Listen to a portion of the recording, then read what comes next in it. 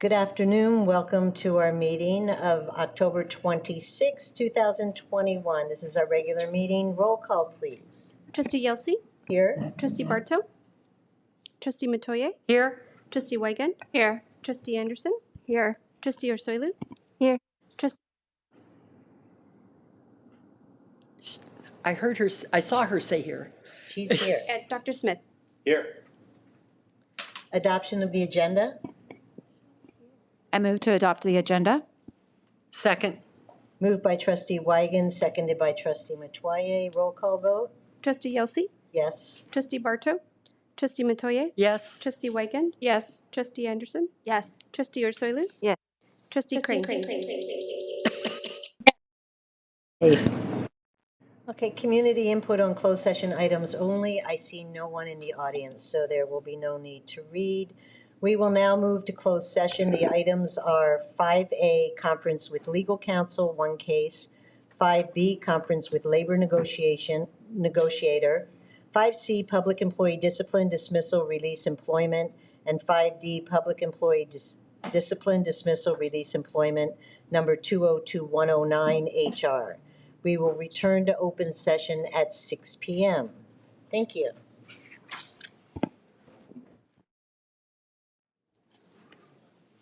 Good evening, everyone. I'm calling the meeting to order at 6 p.m. We'll have opening ceremonies, a moment of reflection, and pledge to the flag, led by Trustee Mattoya. Please rise.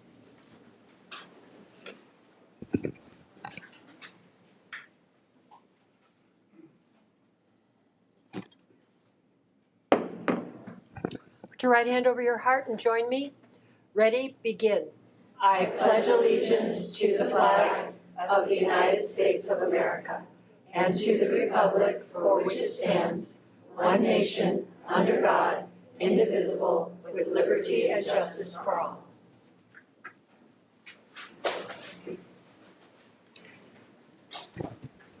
Before we start the meeting, I have a readout from closed session. In closed session, the Board of Education took action to approve the resignation agreement and general release of number 202109HR. The roll call vote was as follows: 7 ayes, 0 noes. Adoption of the minutes. So moved. Second. Moved by Trustee Mattoya, seconded by Trustee Barto. Roll call vote. Trustee Yelsey? Yes. Trustee Barto? Yes. Trustee Mattoya?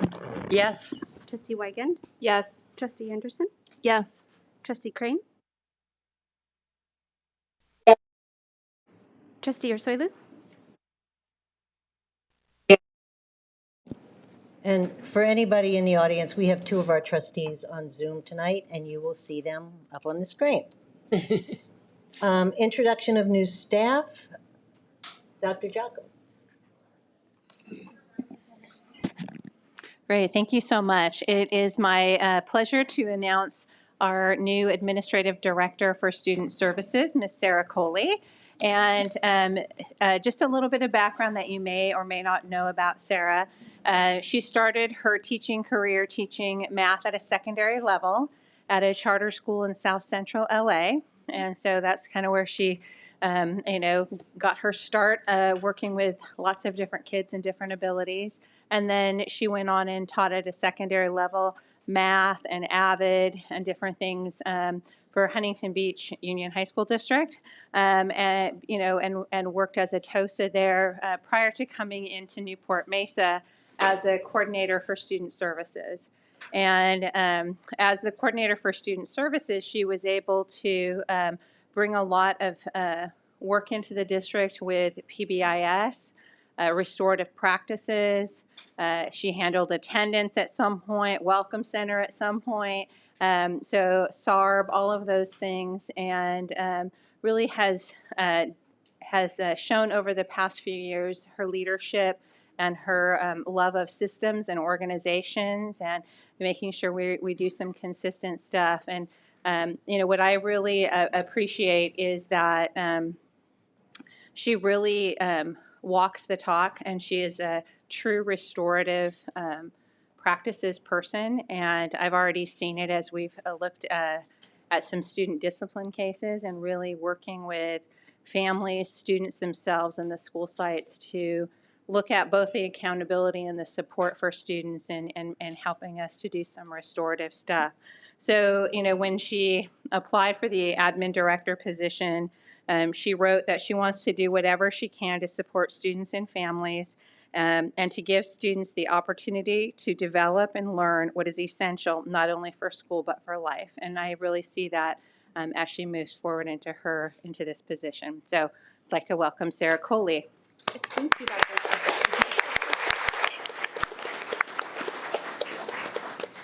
Thank you. And Dr. Smith and President Yelsey and our trustees, thank you so much. I'm so grateful for this opportunity, as I was 3 years ago when I joined Newport-Mesa.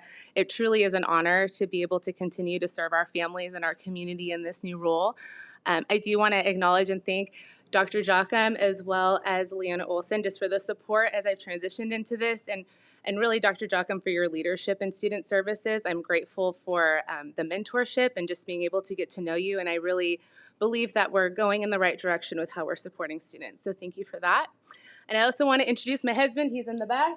Lorenzo, without him, I wouldn't be able to do this work. We have 2 small boys at home. We've got a 2-year-old and a 6-year-old who we chose to leave with Grandma and Grandpa tonight. We felt that was in everybody's best interest, and so we really are grateful, and I really couldn't do this work without him and our family. So thank you all for the support and the encouragement, and I'm, again, truly honored to be in this position. Thank you. Welcome. Thank you, Sarah. And while we've known you, we're really pleased that you are in this new position as well. And we are all here to support you. So thank you very much. Next, we have our student board members, and some of them have been here. We were fortunate tonight that in between our closed session and our meeting, we actually had a dinner with them and their parents. So it was really lovely to get to talk to them a little more one-on-one than when we just see them at the school board meetings. So we have 3 board members who present at every meeting, and one has a provisionary vote, and we'll start with him, Dane Dodge from Estancia High School.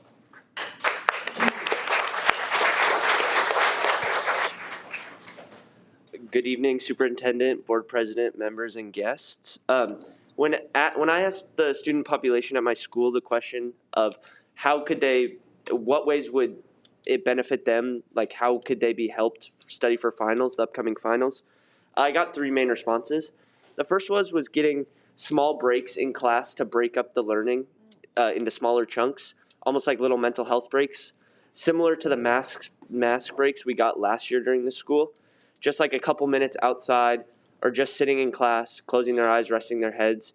They felt that could be a good way to help them get some rest and not be so stressed. One way to actually help study for finals was teachers allocating in-class time to help prepare for these tests.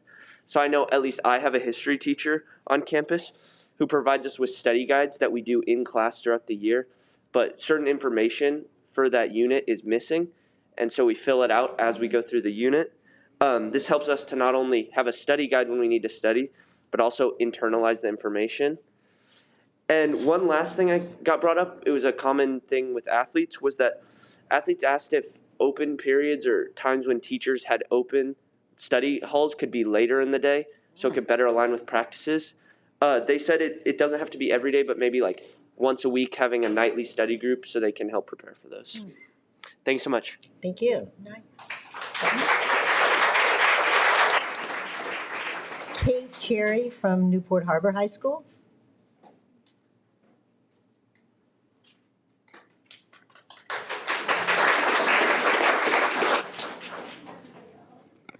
Good evening, I'm Kate Cherry and I'm from Newport Harbor High School. Good evening, Superintendent Smith, President Yelsey, and members of the board. Prior to the meeting tonight, the other student board members and I were asked to report on the resources students are most needed in order to help prepare for finals week that are coming up in December. Some responses that I got from my peers were to have extra tutoring services offered in all subjects in the weeks leading up to finals week, having extra mental health support from school psychologists, and the promotion of sites that offer meditation or other ways to deal with stress. Finals week is often a challenging time for all students, and by having these resources, it would make the time less stressful and feel more manageable. The district already has these support systems in place for students, but by promoting these resources and expanding them to more than normal finals week, students will feel better prepared in turn to do well in their exams. Thank you. Thank you. Thank you. And Sophia Quintanilla from Costa Mesa High School.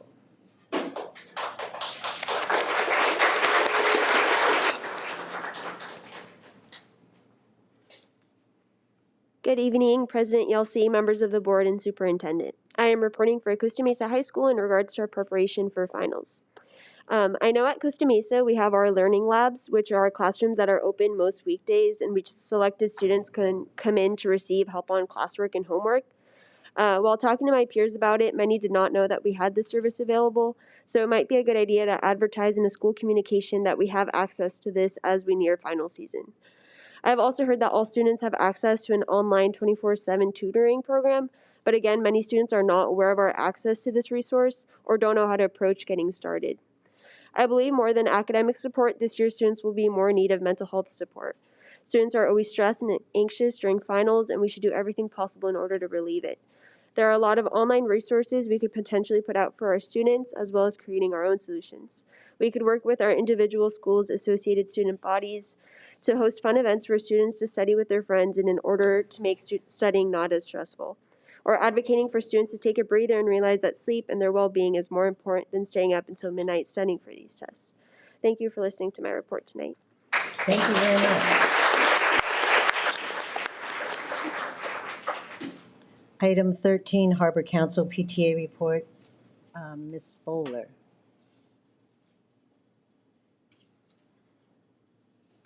Good evening, Dr. Smith, President Yelsey, trustees, cabinet, guests.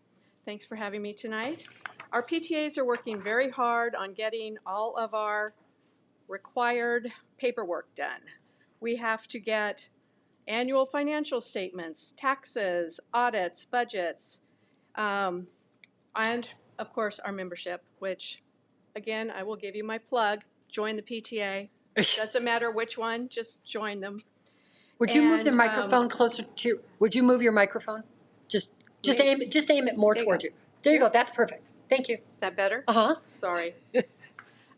Anyway, we have to do all this paperwork and taxes to keep our PTAs current with their nonprofit status. We don't necessarily hear from the IRS or the Franchise Tax Board when schools are behind until they're way behind. And so we just keep reminding them, and we have a couple right now who have a few things pending, so we're working on that. But other than that, we're all moving forward. And I want to report that Walk to School days, the 6th and the 13th, were very successful. Everyone loved it. And I had a report from one teacher who was so excited because of our current No Parents on Campus. She was able to meet 8 of her families that she had never even seen before. And the kids were so excited to have mom or dad or whomever walking with them. Hopefully we will continue and have even more of our schools do it next year. And the virtual college night and the parent ed, the first parent ed meeting on Halloween Doesn't Have to Haunt Your House was very entertaining. I went to that rather than college night since my 4 have all been through college. And it was really entertaining and fun. I don't know that parents of high school students got quite as much from it, but I'm looking forward to the next one, which will be the beginning of December. And I'm looking forward to working with Dr. Smith and having a good relationship and having him attend our first Harbor Council meeting in November. So thank you very much. Thank you. Next, we'll have a CSEA report, and President Pam Saunders could not be here, so Eleanor Rebar, it will be presenting on her behalf. Good evening, President Yelsey, Cabinet, Dr. Wesley Smith, Executive Cabinet, and guests. Thank you for this opportunity from CSEA Chapter 18. Tonight, CSEA would like to welcome Superintendent Dr. Wes Smith to NMUSD. We appreciate your positive attitude and focus on communication as part of the foundation for a stronger relationship. We are concerned about the recent lapse of communication from the district regarding 2 annual events, the Great Shakeout of October 21st and Classified Development Day, which will happen on November 1st. We look forward to collaborating with you and the district to enhance communication in these areas. CSEA wants to ensure that classified members' needs and concerns will continue to be addressed amid the ever-changing guidelines and following all the rules from all agencies. CSEA is looking forward to ample notification and collaboration regarding any workplace change. Our members are doing a great job and continue to support students and the district needs no matter the circumstances. We would like to give a heartfelt thank you to every classified employee throughout the district for all their hard work. Again, thank you from CSEA Chapter 18. Thank you. And President Allwater from NMFT.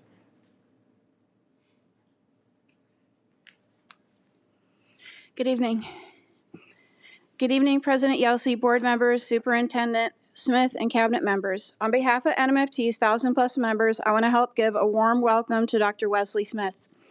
We're looking forward to a long and productive relationship that is firmly based on the many things we have in common. Clearly, we believe in the immense importance of public education in our society and providing a great education to all children.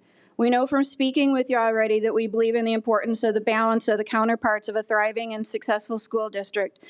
The teachers, service providers, and other staff, the administration, the cabinet, and the school board.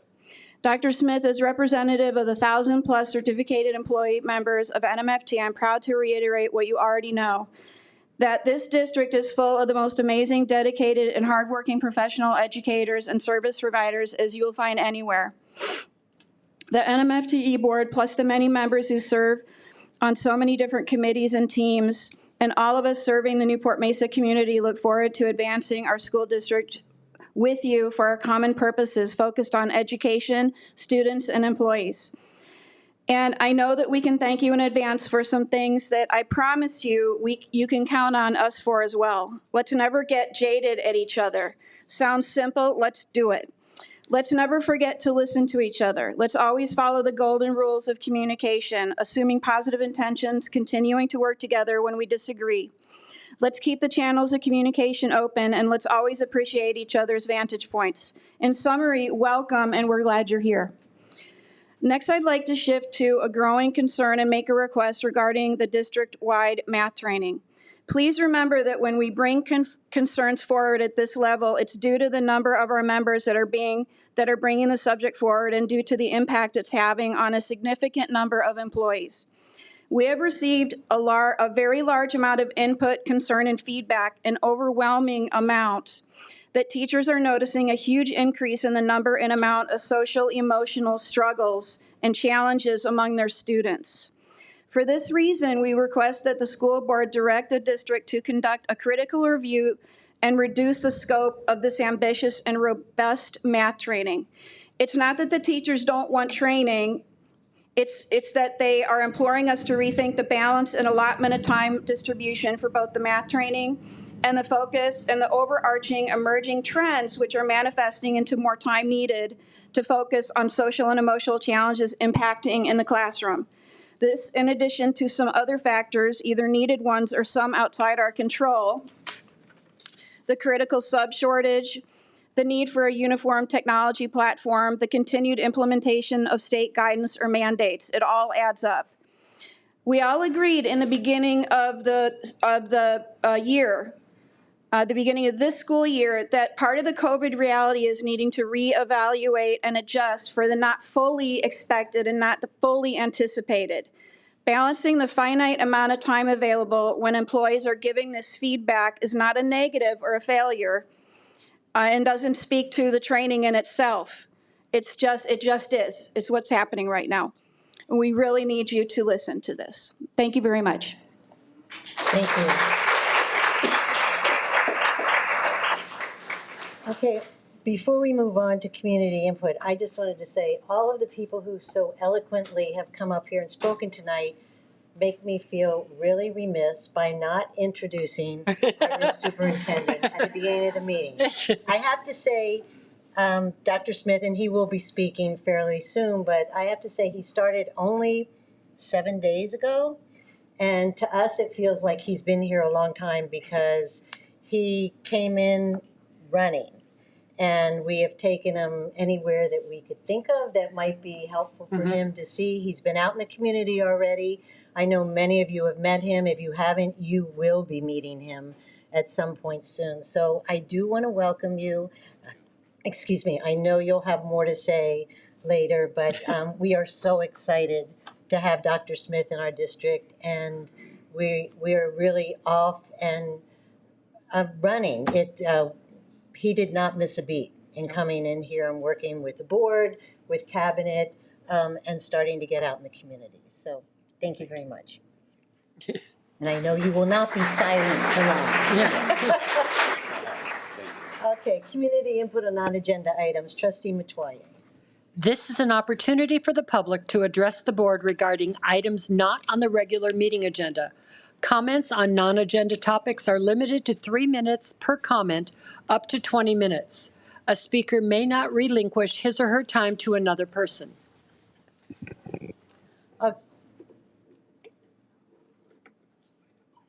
He's putting, okay. Okay, for any of you who have not been here and you heard Trustee Mattoya, we allot 20 minutes per topic. So we have some topics that they're just piecemeal, and then we have on the vaccine mandate, we have many more. We will not get to all of them, but I will say now we will reduce the time to 2 minutes so we can get to more as possible, as many as we can in the 20-minute period. So we'll start with Lanai Smith.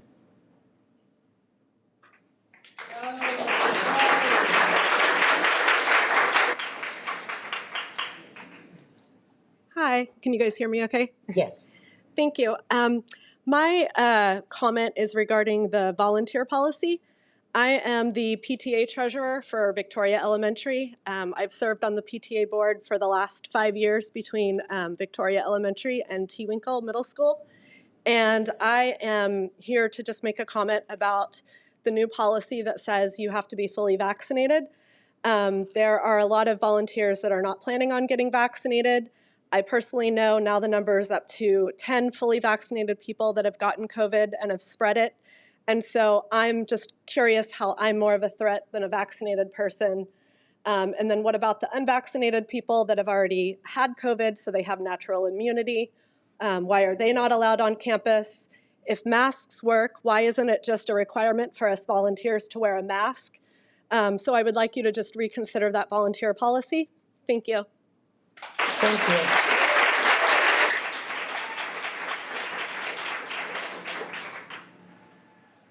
If I get this name,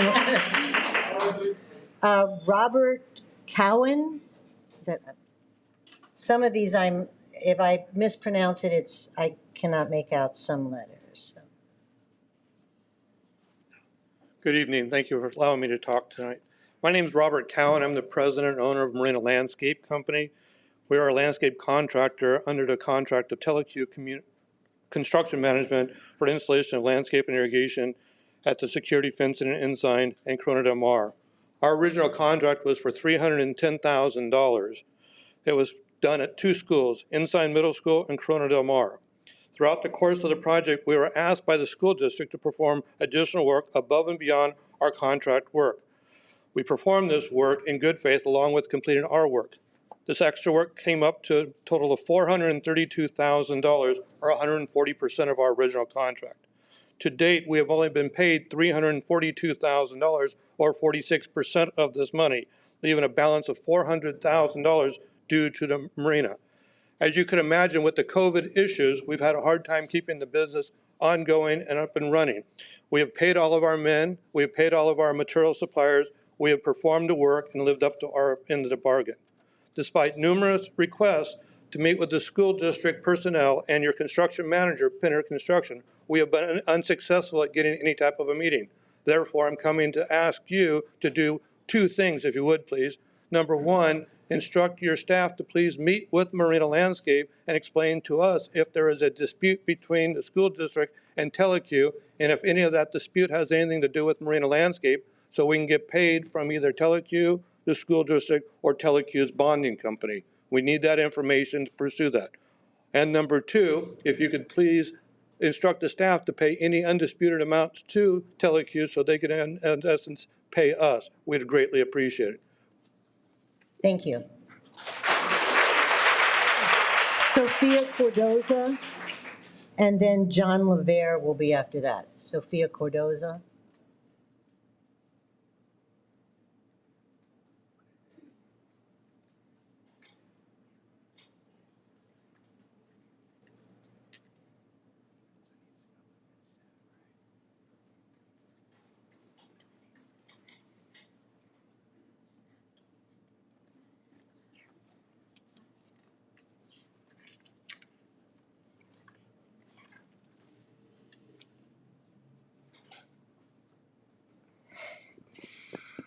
I'm here for the third... Could you put the mic down a little bit more? There you go. I'm here for the third time to ask you again for the transportation of Whittier Elementary School. That's not fair that you take away the transportation when we most need it. Can you please, Superintendent,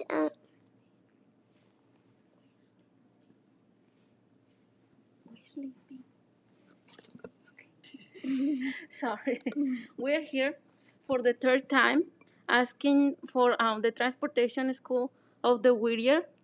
So we didn't receive any answer. So we have a lot of complaints. I cannot bring the whole school because the room is small, right? So we have signatures and cell phone numbers from the parents. And then I hope I receive an answer for that because I didn't receive any answer for that. So do you have something you would like to give to us? Oh yeah, the signature.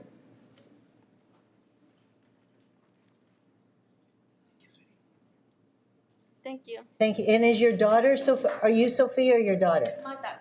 Sophia, thank you for coming up and speaking. I have a feeling you will be one of our student board members.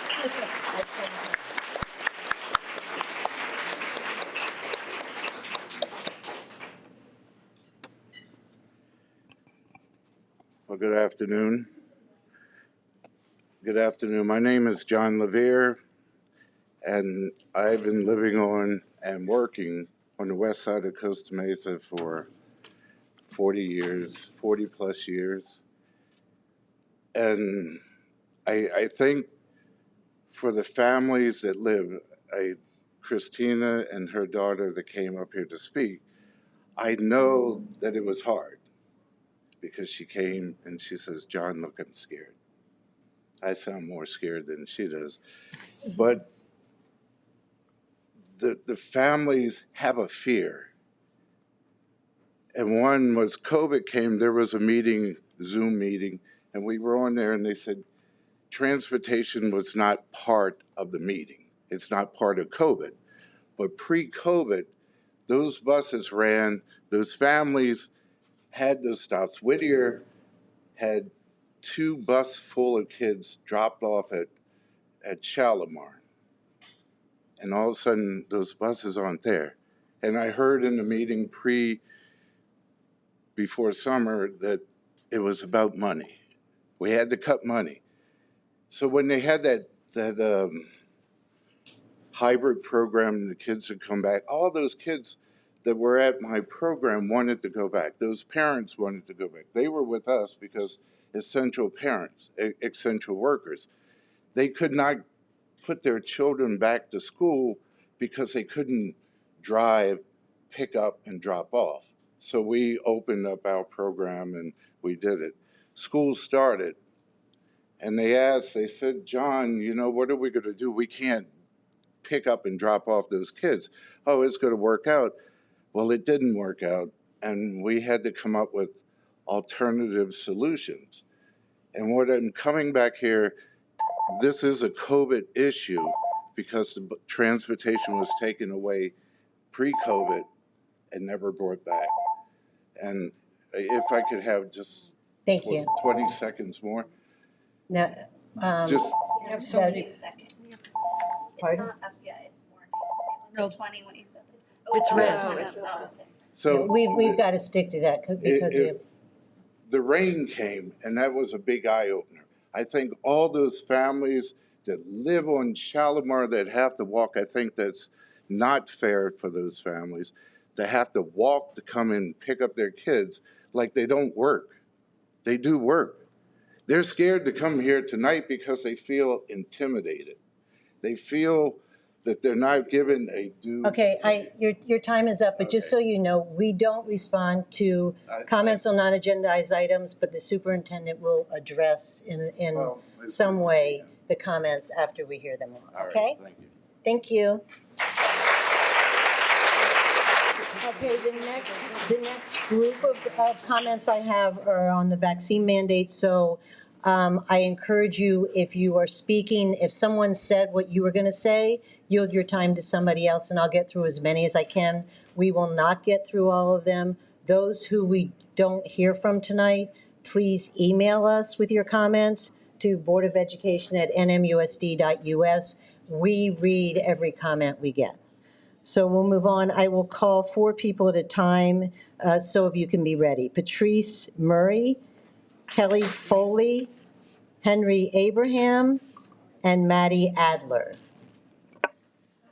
Hi, my name's Patrice Murray, and I am single. I have no kids, so I am here to fight for all of the kids and all of these brave parents who take time out of their busy lives to come and fight. And one of the things I want to say to each of you is, first of all, thank you for serving, but you serving in your agenda and not for what we did at the Pledge of Allegiance for liberty and justice is all that matters. So I want to give you a charge to every single one in this room, and especially these 4 kids here. The healthiest in this room have masks, and we don't have masks as adults. There is something gravely wrong with that, and that is not liberty or justice. And so to me,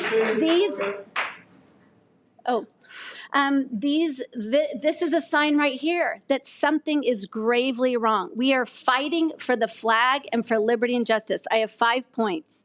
The 5 points are, this is not about a vax. It is about a satanic, poisonous agenda, and we know that because it's global.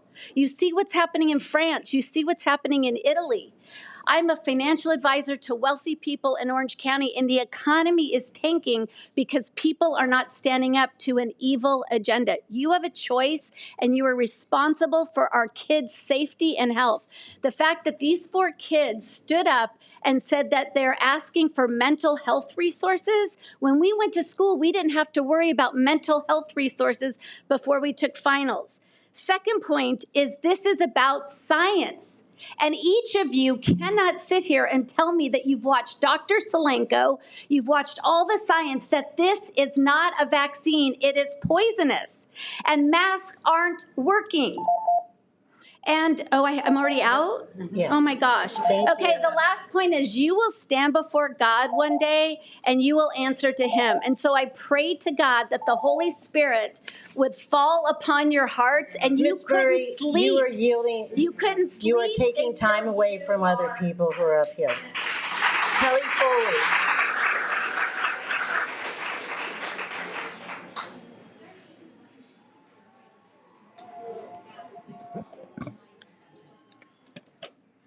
Good evening. I'm a mother of 2 school children here at Newport-Mesa Unified School District. and I really would like you to listen to the definition of a few words. Drug dealer, someone who encourages or coerces others to take illegal drugs who makes money from the sale or coercion of an illegal drug. Illegal drugs, drugs whose production, distribution, and use is only allowed by a medical doctor's prescription. Medical doctor, an authorized practitioner of medicine who graduated from a college of medicine and licensed by the appropriate board. One who plans and provides the comprehensive health care of a continuous basis. Coerce, to pressure, intimidate, threat, force someone into doing something. Segregation, to separate or set apart from others or from the general mass, to isolate. Regarding the governor's vaccine mandate, Newport-Mesa Unified School District should never pretend to be healthcare providers nor act as drug dealers. Instead, lead by example and help provide our kids with high-level education they deserve. Education with instruction in the fundamental skills, including reading, writing, math, social studies, crafts, music, science, and PE.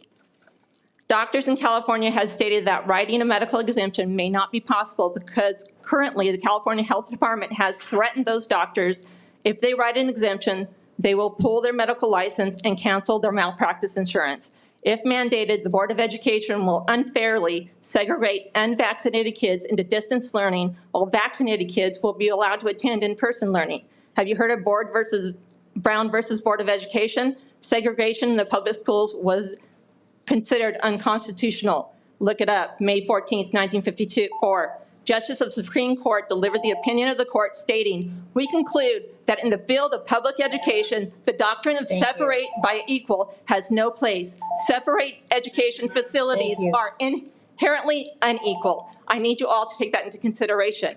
Thank you. Henry Abraham.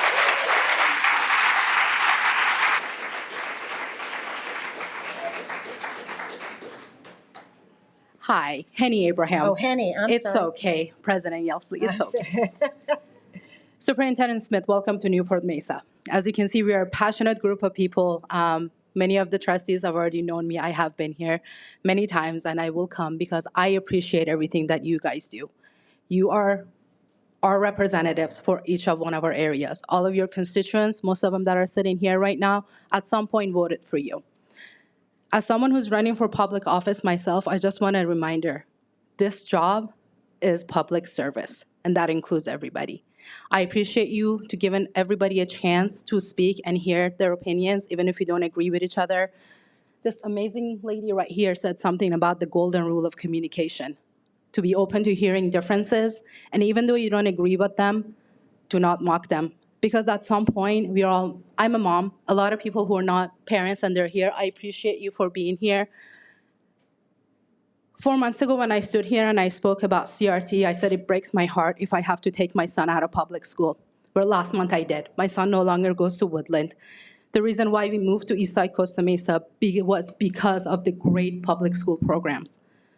All I'm asking, it's not to go one way or another, is to be open and to let parents the option to choose when it comes your turn to vote on these mandates. That's all we're asking. That's what the majority of us are here for. We are asking to let the parents be the first line of defense for their kids because it is our job to make sure our kids are taken care of, and we trust you to take care of them. So please reassure us that we are trusting the right people to take care of our kids, and we would love to see our public school flourishes. But the way we're going, it's not gonna happen. And I know that our funding doesn't come from attendance, but don't let that be the reason why nobody cares that our kids are being pulled out of schools. Thank you so much for your time. Thank you. Maddie Adler.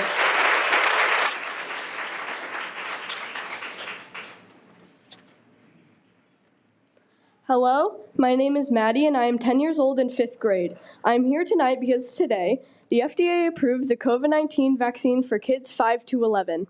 It has stated that once COVID vaccine is approved for my age group, I will then be required to get this vaccine in order to continue to attend in-person school.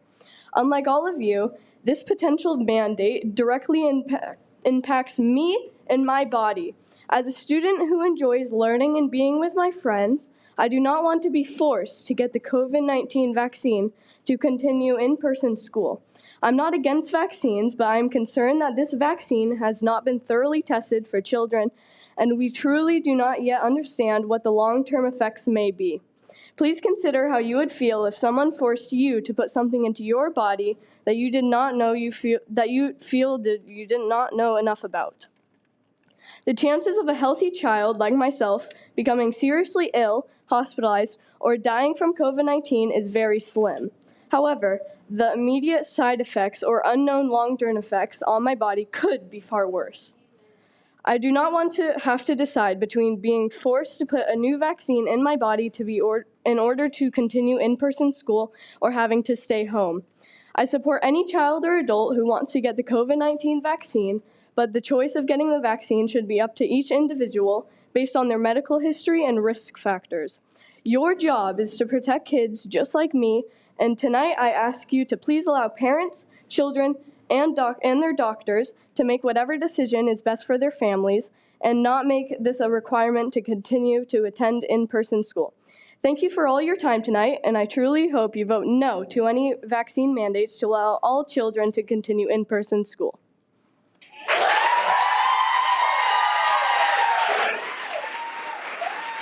Thank you, Maddie. Thank you, Maddie. And while we appreciate everyone speaking tonight, we especially appreciate when students come and speak for themselves, and well done. Thank you.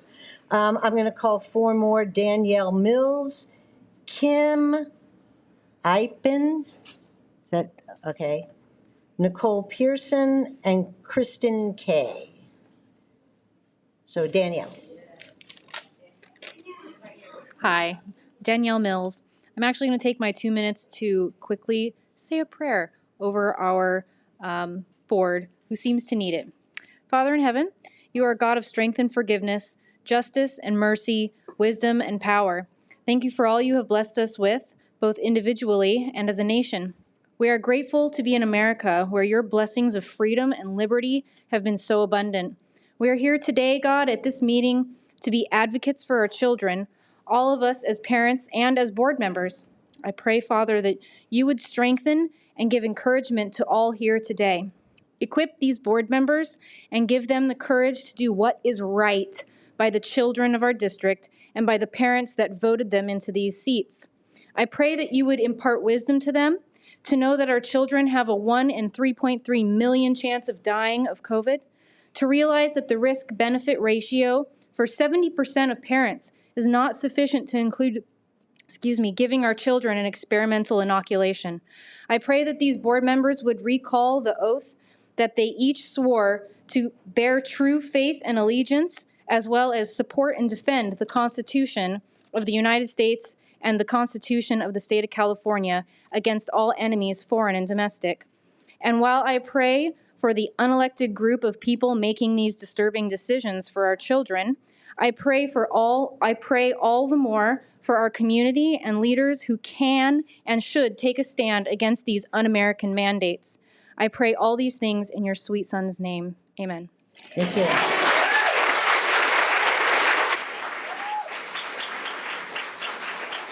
Kim? Good evening.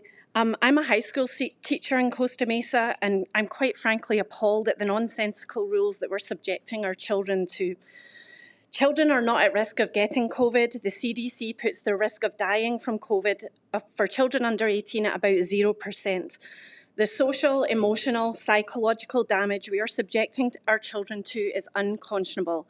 Wearing a mask all day is guaranteed to cause harm. We are creating a culture of fear and raising a group of people who will become traumatized adults.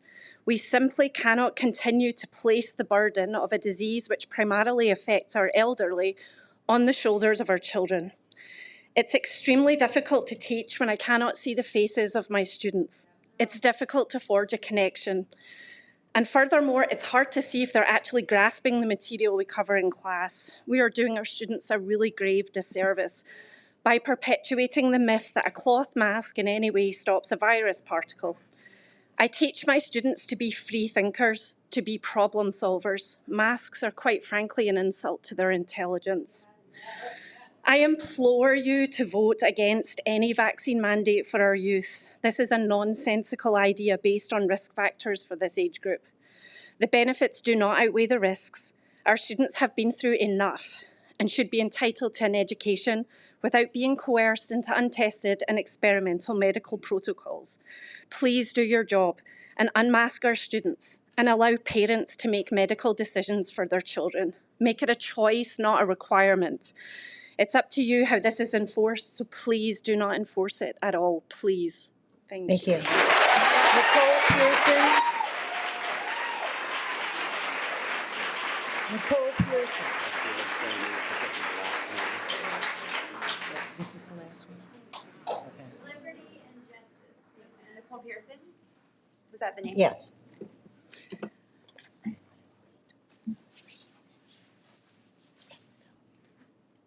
ahead.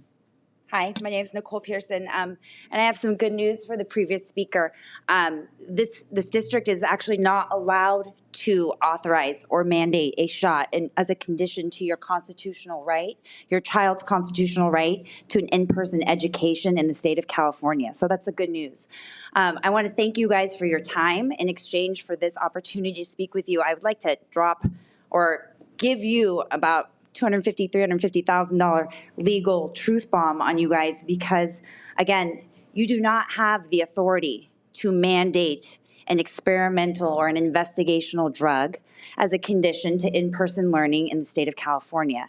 California Health and Safety Code section 123.3.5 and 123.3.8, please take notes so that you guys understand, require that the California Department of Public Health is the only agency with authority to add a shot. That requires that to go through the legislative process, as we know, per Gavin Newsom's October 1st press conference. California Department of Public Health will be doing that. In the meantime, districts, schools, boards cannot be adding shots as a condition to in-person learning in the state of California. How do I know this? I know this because of case number 21-STCP-03429. That's the lawsuit that my law firm brought against the LA Unified School District and each and every single one of its board members to stop the mandate in the LA Unified School District. You should look it up.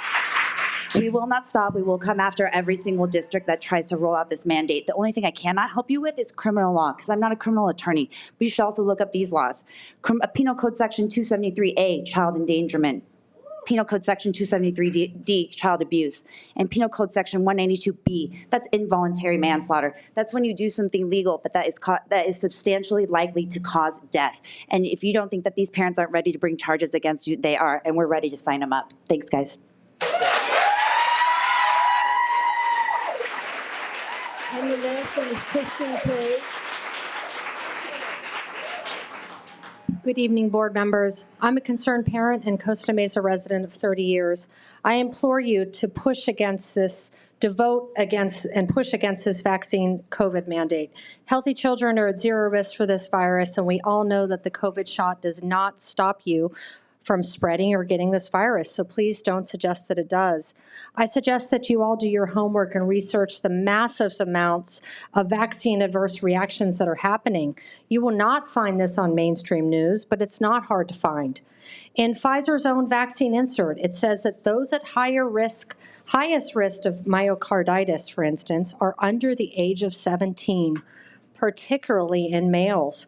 And in Pfizer's own words, information is not yet available for potential long-term sequelae.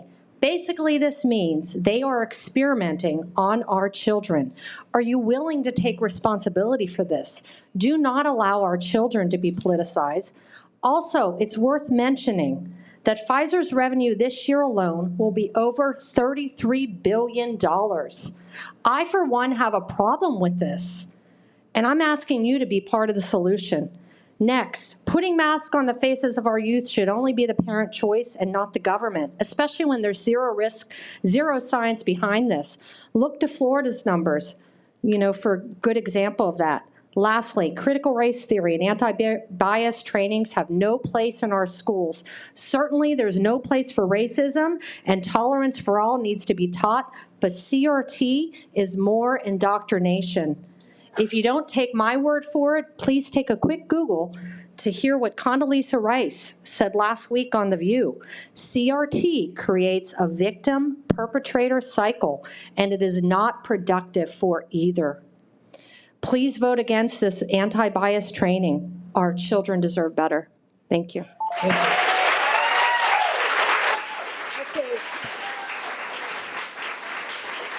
We are at the end of our 20-minute comments on this topic, but again, I encourage anyone who did not get to speak, and we do have your cards, to email us with your comments. Okay, we'll move on to superintendent comments. Dr. Smith, yes. I know there's our student board, one of our student board members from last year put in a comment, and I know of at least one other person who wants to make a comment that's not about anti-vax. So I don't have anything. I'm just wondering if things didn't get sorted. They didn't put in cards. It's 20 minutes for the entire agendized topic. And so Is that agendized? No, non-agendized topic. Yeah. It's 20 minutes for the whole thing. Right. She's saying. 20 And that minutes went per over topic. 20 minutes. So we have the cards. We have more comments? No. Non-agenda item. That not on 3 vaccine. minutes per comment. I didn't have them. She said by topic at the beginning. I thought per topic. Per topic. Okay. Okay. It's not per I thought it was per topic. I swear I should keep a copy of the bylaws Okay. in my little drawer. No, no, no. topic. I That's thought what we we had get made a lot that are by topic and we know, then we can set aside that as one thing. But then everyone else that wants to speak still should have a right. I thought that's why she. That's what I First thought one's too. in the front. So what topics are these?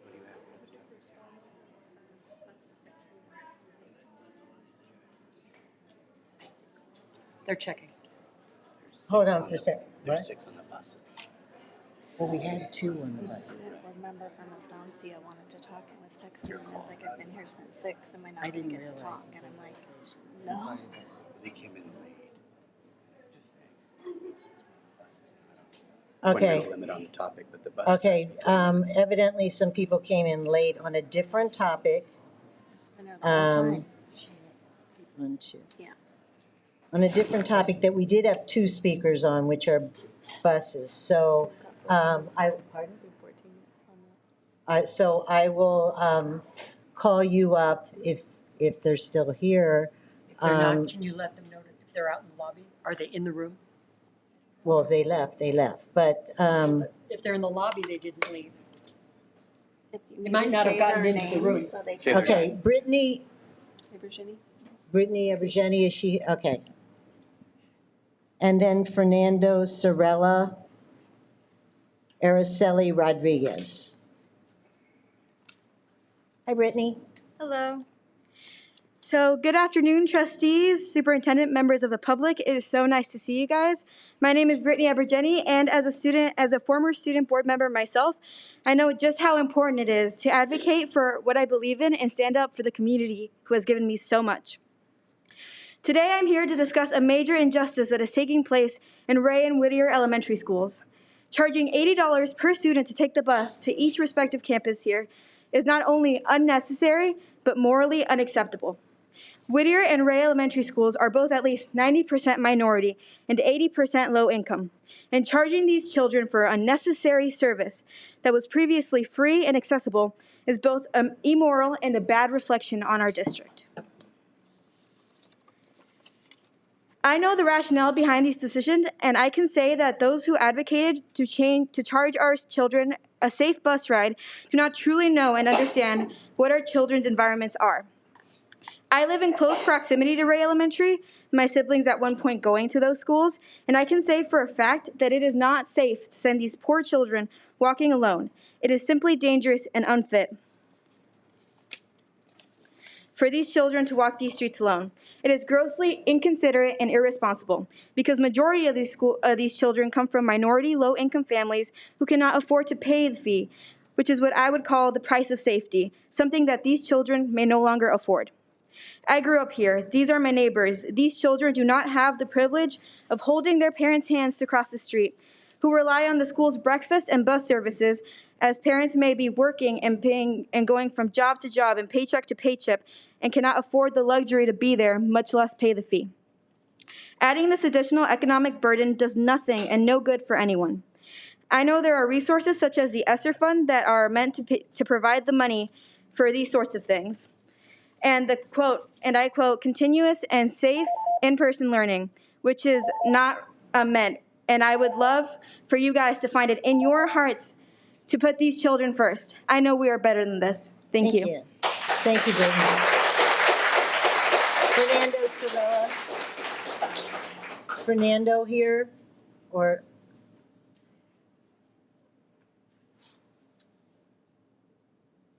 Jorge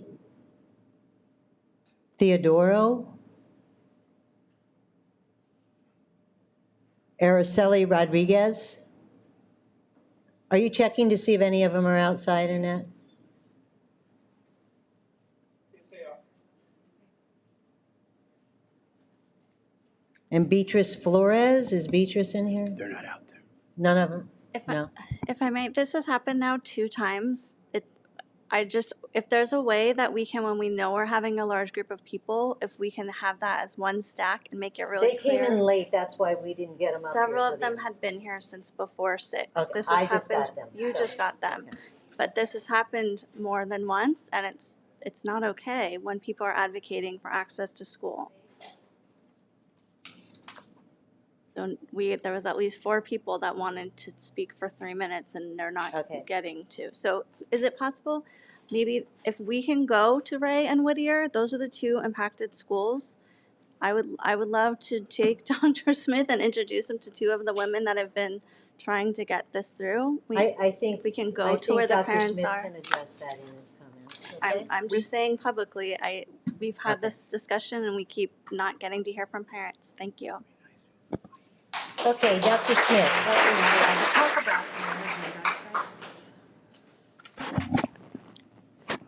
Well, I want to thank KCAL for showing up tonight to welcome me and tape my introduction. And for the crowd, at first I thought they were here as a welcoming committee.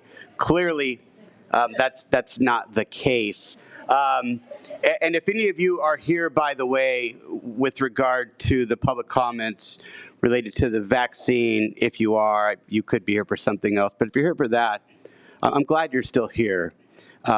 Because I intended to make some comments and clarify some things. And I understand that there are multiple agendas.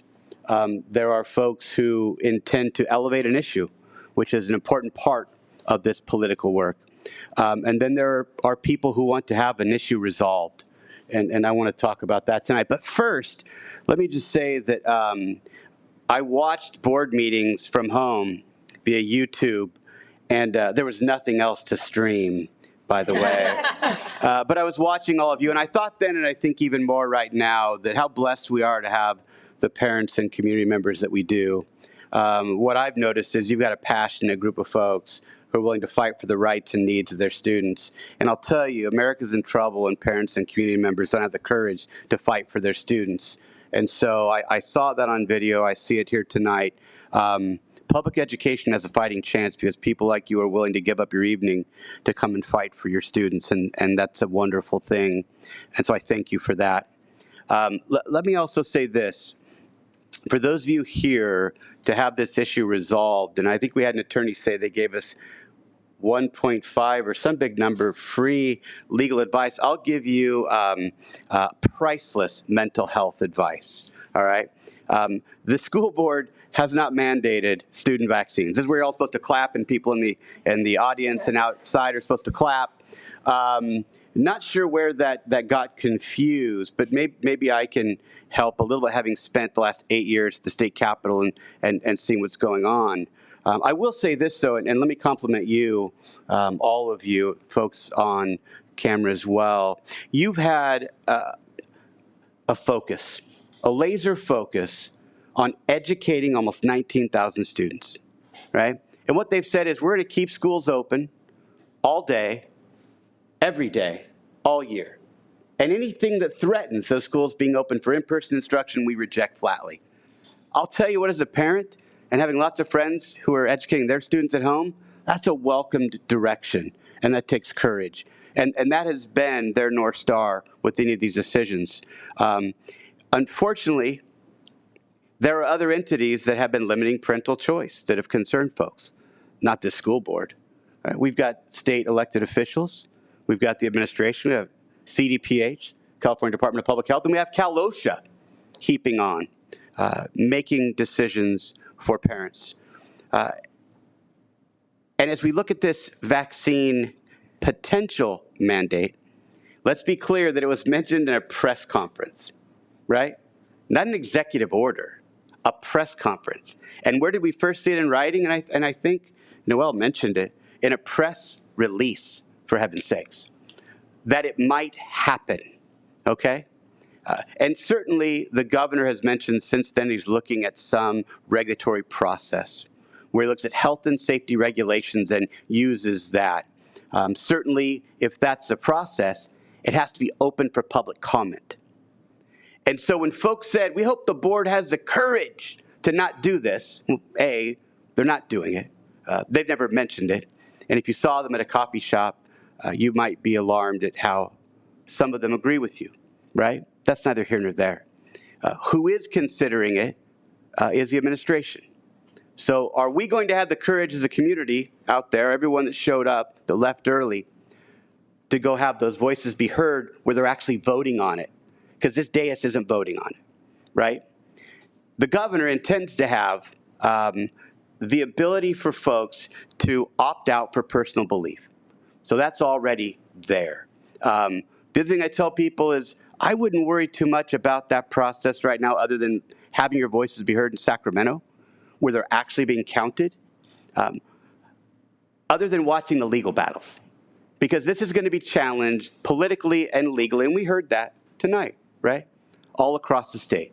So this has a long road to go. It's certainly not going to happen in January because of this announcement today.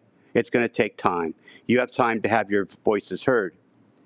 Where you should be more concerned is there's an actual legislative vehicle in Sacramento being rumored. That Senator Pan wants to run a bill that makes this vaccine a part of the vaccine mandates for schools, which is legally enforceable, right? And it wouldn't allow for the exemption based on personal belief. So for folks that are here for this topic, that should concern you. Senator Pan has a phone number. He has an office in Sacramento. He has an email. If that's your issue, for someone to have the courage not to do this, get to the people who are doing it, right? And if you think that, and I hate to be so blunt, that folks in Sacramento care how much pressure you put on local folks, I can tell you they don't. I can tell you it doesn't register for them, right? If we think that we're gonna come here and be loud here and not be loud there, and they're gonna hear it, their speakers are turned off there, right? For these projected voices. So I would just say, just to clarify, for those of you worried that this school board is implementing a vaccine mandate, it's never been discussed. It's not their role. It's not happening here. But there's a chance it could happen for next school year, and that decision will be made in Sacramento. So I encourage folks to do whatever they need to do, right? However these next door or social media welcoming parties for West Smith go. Use those resources, right, to amplify your voices for the folks making the decisions. But know this, and this will be my advice throughout. It's not our job to be politicians here, it's to be educators. We're going to focus on keeping schools open.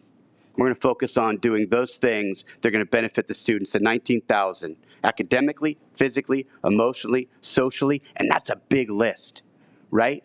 That's going to be our laser focus, and we wish people well, and we believe that this demonstrates hope, right? Because you're willing to fight that fight, right? So that's that one. We mentioned, too, a bit about volunteers, and I'll say this again. The goal of this board is to take a finite amount of resources and to focus, and those aren't just financial resources for those of you that say, hey, this district has a nice budget, anyone that's been at those meetings. No, there are human resources as well. There are physical and human resources. They're going to align all of those to make sure students are educated and they're protected here in the educational environment, all right? And so what they've said, I've heard them, I watched it, is that all of those resources are going to be used to make sure that staff and students can be in school, right? As those resources become more available and they could do more testing, for example, of non-essential, of volunteers, they'll certainly look at that. But they're not going to take resources away from that necessary job of keeping classes open. I know for parents, that's got to be frustrating, right? But how much more frustrating would it be if not only can you not volunteer, you're educating your students in your home because they've had to close schools. So their focus is, let's keep schools open, right? And let's see where this goes. I've heard rumors that they're looking at softening the mask mandate for students in February. So I hear there are rumors about a conversation there and about looking at volunteerism in schools and looking at testing overall, right? So if that's our goal, to get back in there, make sure the school has the resources it needs, the school district, to keep classes open, let's keep that focus. Let's advocate. Let's hope that the data supports that.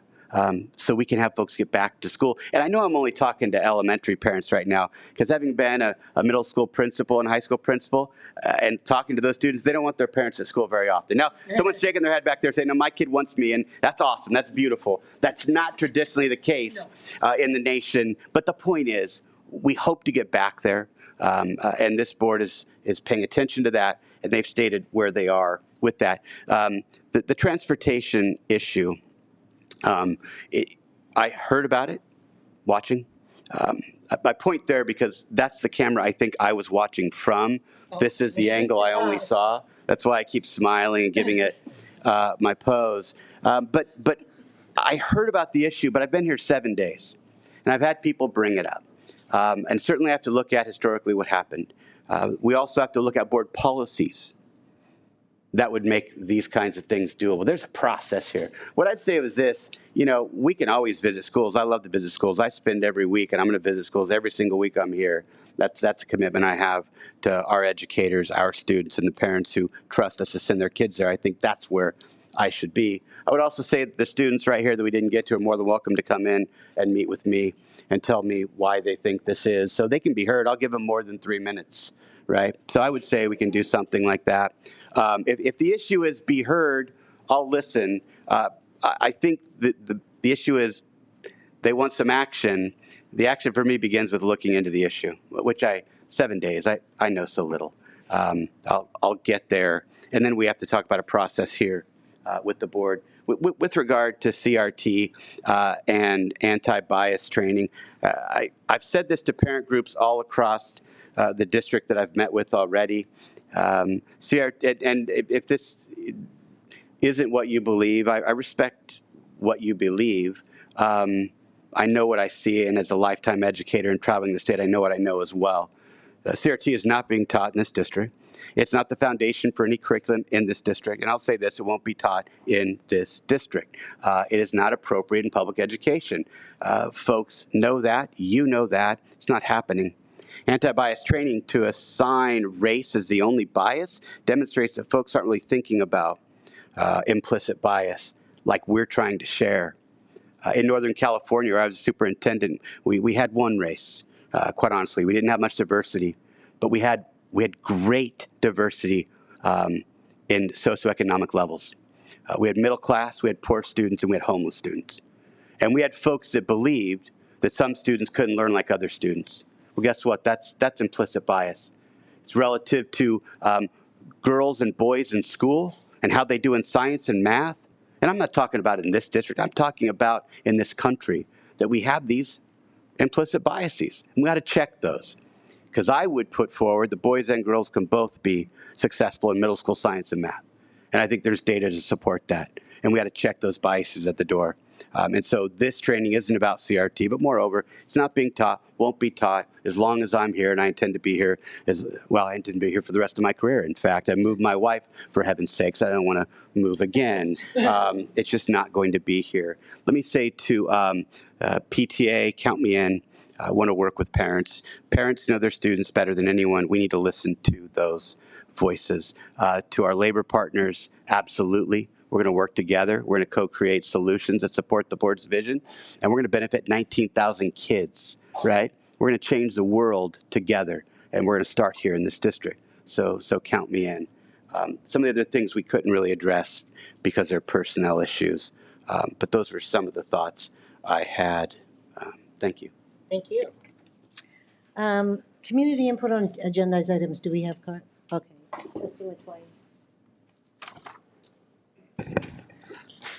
Again, this is an opportunity for the public to address the board regarding items on the regular meeting agenda. Comments on agenda items are limited to 3 minutes per comment, up to 20 minutes per topic. A speaker may not relinquish his or her time to another person. Speaker cards for items on the discussion action calendar may be held until that item is considered by the board if the speaker prefers. Okay. Consent calendar. We have some comments. I will call 4 people up, one after the other. April Murray, Haley Jenkins, Nicole Pearson, and then Bill Dunlap. April?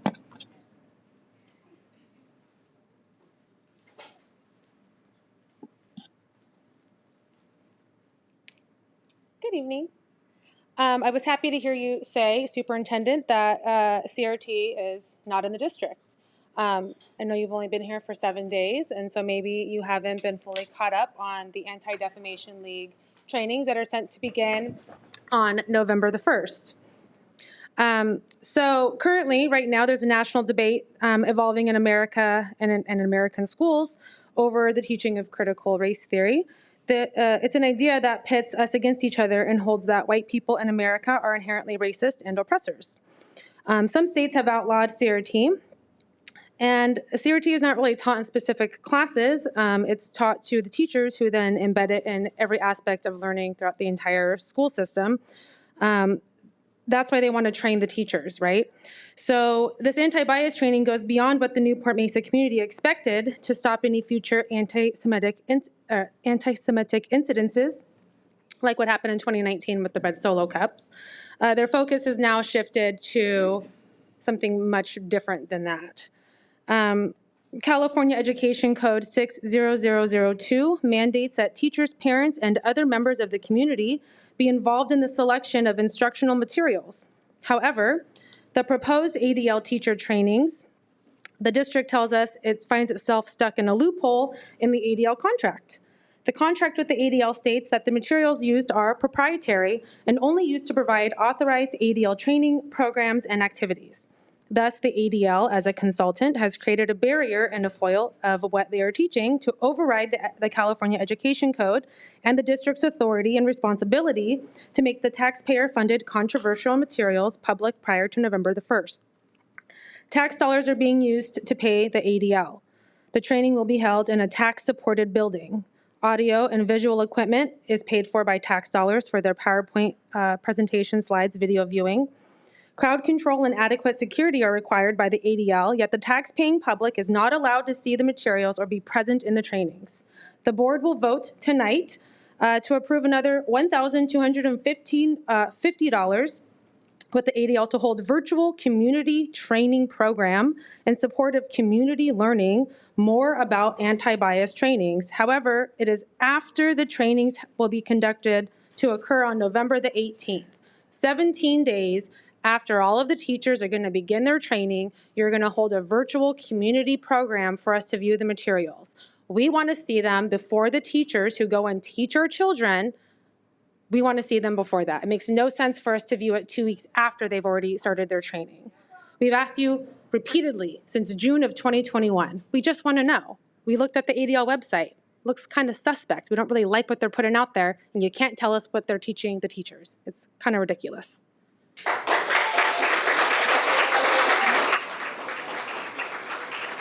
Maybe Jenkins?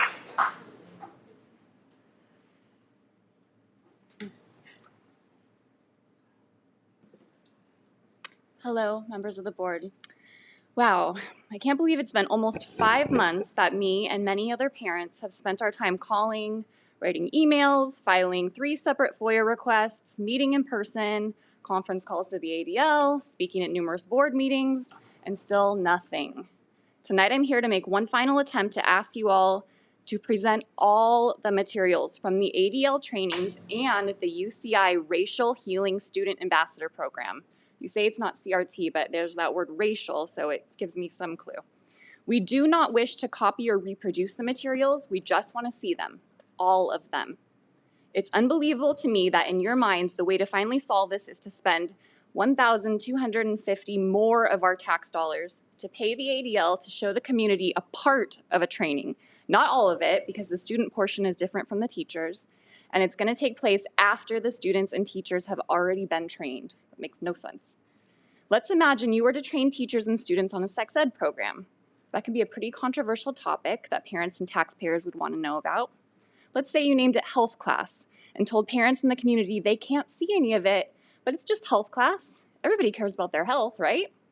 So you got parents to sign a permission slip under the guise of health, and you got student leaders to volunteer so they can get healthy, and then trained all the teachers and students on this controversial sex ed program that only you and the sex ed company know about. And not all of you, because some of you voted to approve this program without seeing it yourselves. Then later, to appease the parents pleading to know what this is about, you decide, maybe we'll show the parents and community a little bit. Who cares? The training's already done. Nothing they can do now. Your anti-bullying program is highly controversial. Your racial healing program is highly controversial. The ADL and Teresa Neighbors company is so off base with what your focus should be on, which is education and a positive learning environment. You have had much more pushback than you've had support for this in the last few months, and it's very suspicious and highly frustrating that you have chose to renew these programs and not present us with any of the materials. Running these programs once years ago was bad enough, but you still have time. It's not November 1st yet. You can change this. We have a new superintendent. You can come in with a fresh start. I urge you all to do the research like we have. Pause the trainings until the community can see all the materials, and then have them decide what is best. After all, parents and taxpayers should have a say in deciding which programs will affect the mindset of these students and teachers. And while I still have a second, I just want to comment that yes, it is an identity molecule where you have to break off into your gender, identity, sexual orientation, ethnic background, and then rate it on your privilege or an obstacle. It may not be called CRT, but that is under that umbrella, and that is, you're right, it's not acceptable in our district. Thank you. Nicole Pearson.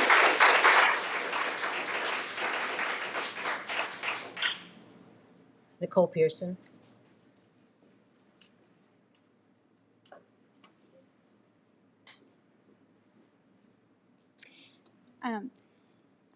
Good evening. I don't want to add, I just want to echo what the 2 previous speakers have already stated so eloquently. I will say welcome, Superintendent, and I don't want to make your first meeting here bitter. We appreciate your help, and I do appreciate that in your comments that we seem to have a lot of common ground that we stand on. But I would, this is my first meeting attending, I would caution you on your tone, please. It was a bit condescending and a lot of assumptions were made about what we believe and what we know. I'm an attorney. I don't hold those views. I'm not ill-informed. This group is not ill-informed. We didn't think there was a mandate coming in here, which is off topic, but I just would caution you with this new topic, 18B1, to please have a bit more of an open mind and to not underestimate what it is that we do and don't know as a body. Thank you.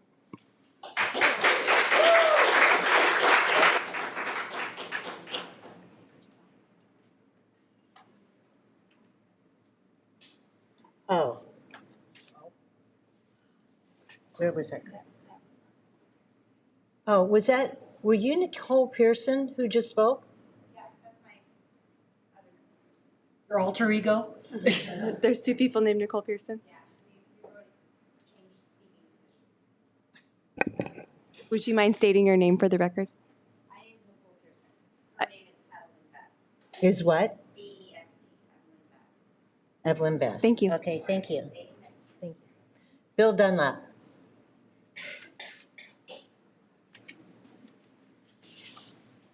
Thank you. I'll be short as well. You've heard the points. We've been here a bunch of times regarding the ADL issue. I want to tell you, I really appreciated Superintendent Smith's opening remarks. Your credentials are exemplary, and I'm really glad you're in the district. And I like how candid you were about you don't believe that CRT is coming to this district. With that being said, we are at a loss as to why we can't see the materials. Educators have seen them. Some of the board members have seen them. The website is a little scary, and you can look at that. I've had conversations with Shannon McGowan. I've had conversations with Peter Levy. I just got off the phone with him today. And he said, yeah, we'll show it to you, but it's up to the school district. I've talked to the principal at Newport Harbor High, Sean, who I've known a long time. He says, yeah, I don't know why you can't see it, but I got to call the district. He calls the district office, and Kirk Bowermaster said, well, no, we can't show it to him. So there's this sense that there's something back there. Now, we're all in the education business. The three-legged stool, right? We all know what that is, the student, the teacher, and the parent. And all of a sudden, we got the stool going off to the side because the parents aren't involved in this new stuff that's coming out. And we're suspect. And I think it's legit. Some of you are as well. So why can't we just take a look at it and we'll go about our business and let you get back to keeping our schools safe and keeping them open, which I appreciate what you've done. So, and back to the cost of this, I had a commitment from the ADL, from Peter, and you're welcome to call him because I got off the phone with him 2 hours ago where he said, we're going to do this for free, Bill, for the parents. Well, now it's $1,260. Not a lot of money in the big picture of things, but that again raises suspicion about, well, first it was going to be free. First they were going to show it to us and they can't. So we just want to see it and we'll go about our piece. But if we don't get to see it, then, you know, the consequences of that, and this is not a threat, it's more of a promise, is that we'll have to take it to the next level. We don't want to do that. You don't want to do that. You got too much going on. We just want to go about our business. But, you know, we don't want this to get any bigger in the paper, and we don't want to have to bring in, as Warren Zevon said, you know, guns and lawyers, right? So let's see if we can solve this among ourselves. We just want to see what the material is. Thank you. Thank you. And to all of you, we understand your concern. We appreciate you being here. And I am going to give Assistant Superintendent Torres a chance to comment on this, but this is our consent calendar, so we could discuss it. I haven't gotten a motion yet for this, but I just wanted to reiterate when the cost of $1,200, and maybe Rabbi Levy will change that. I don't know, but the cost of that was to have a program where the public could see this. This is not normal curriculum materials where we have on display for 30 days, where anybody can come into the district. This is not a course being taught in our schools. This is professional development. And we have professional development quite often in our district, and we never share what's being presented at a specific professional development with the public. So this is new. What Assistant Superintendent Torres is recommending that we do this for people, for the public, because they do have concerns about this issue. So I'll let you address it.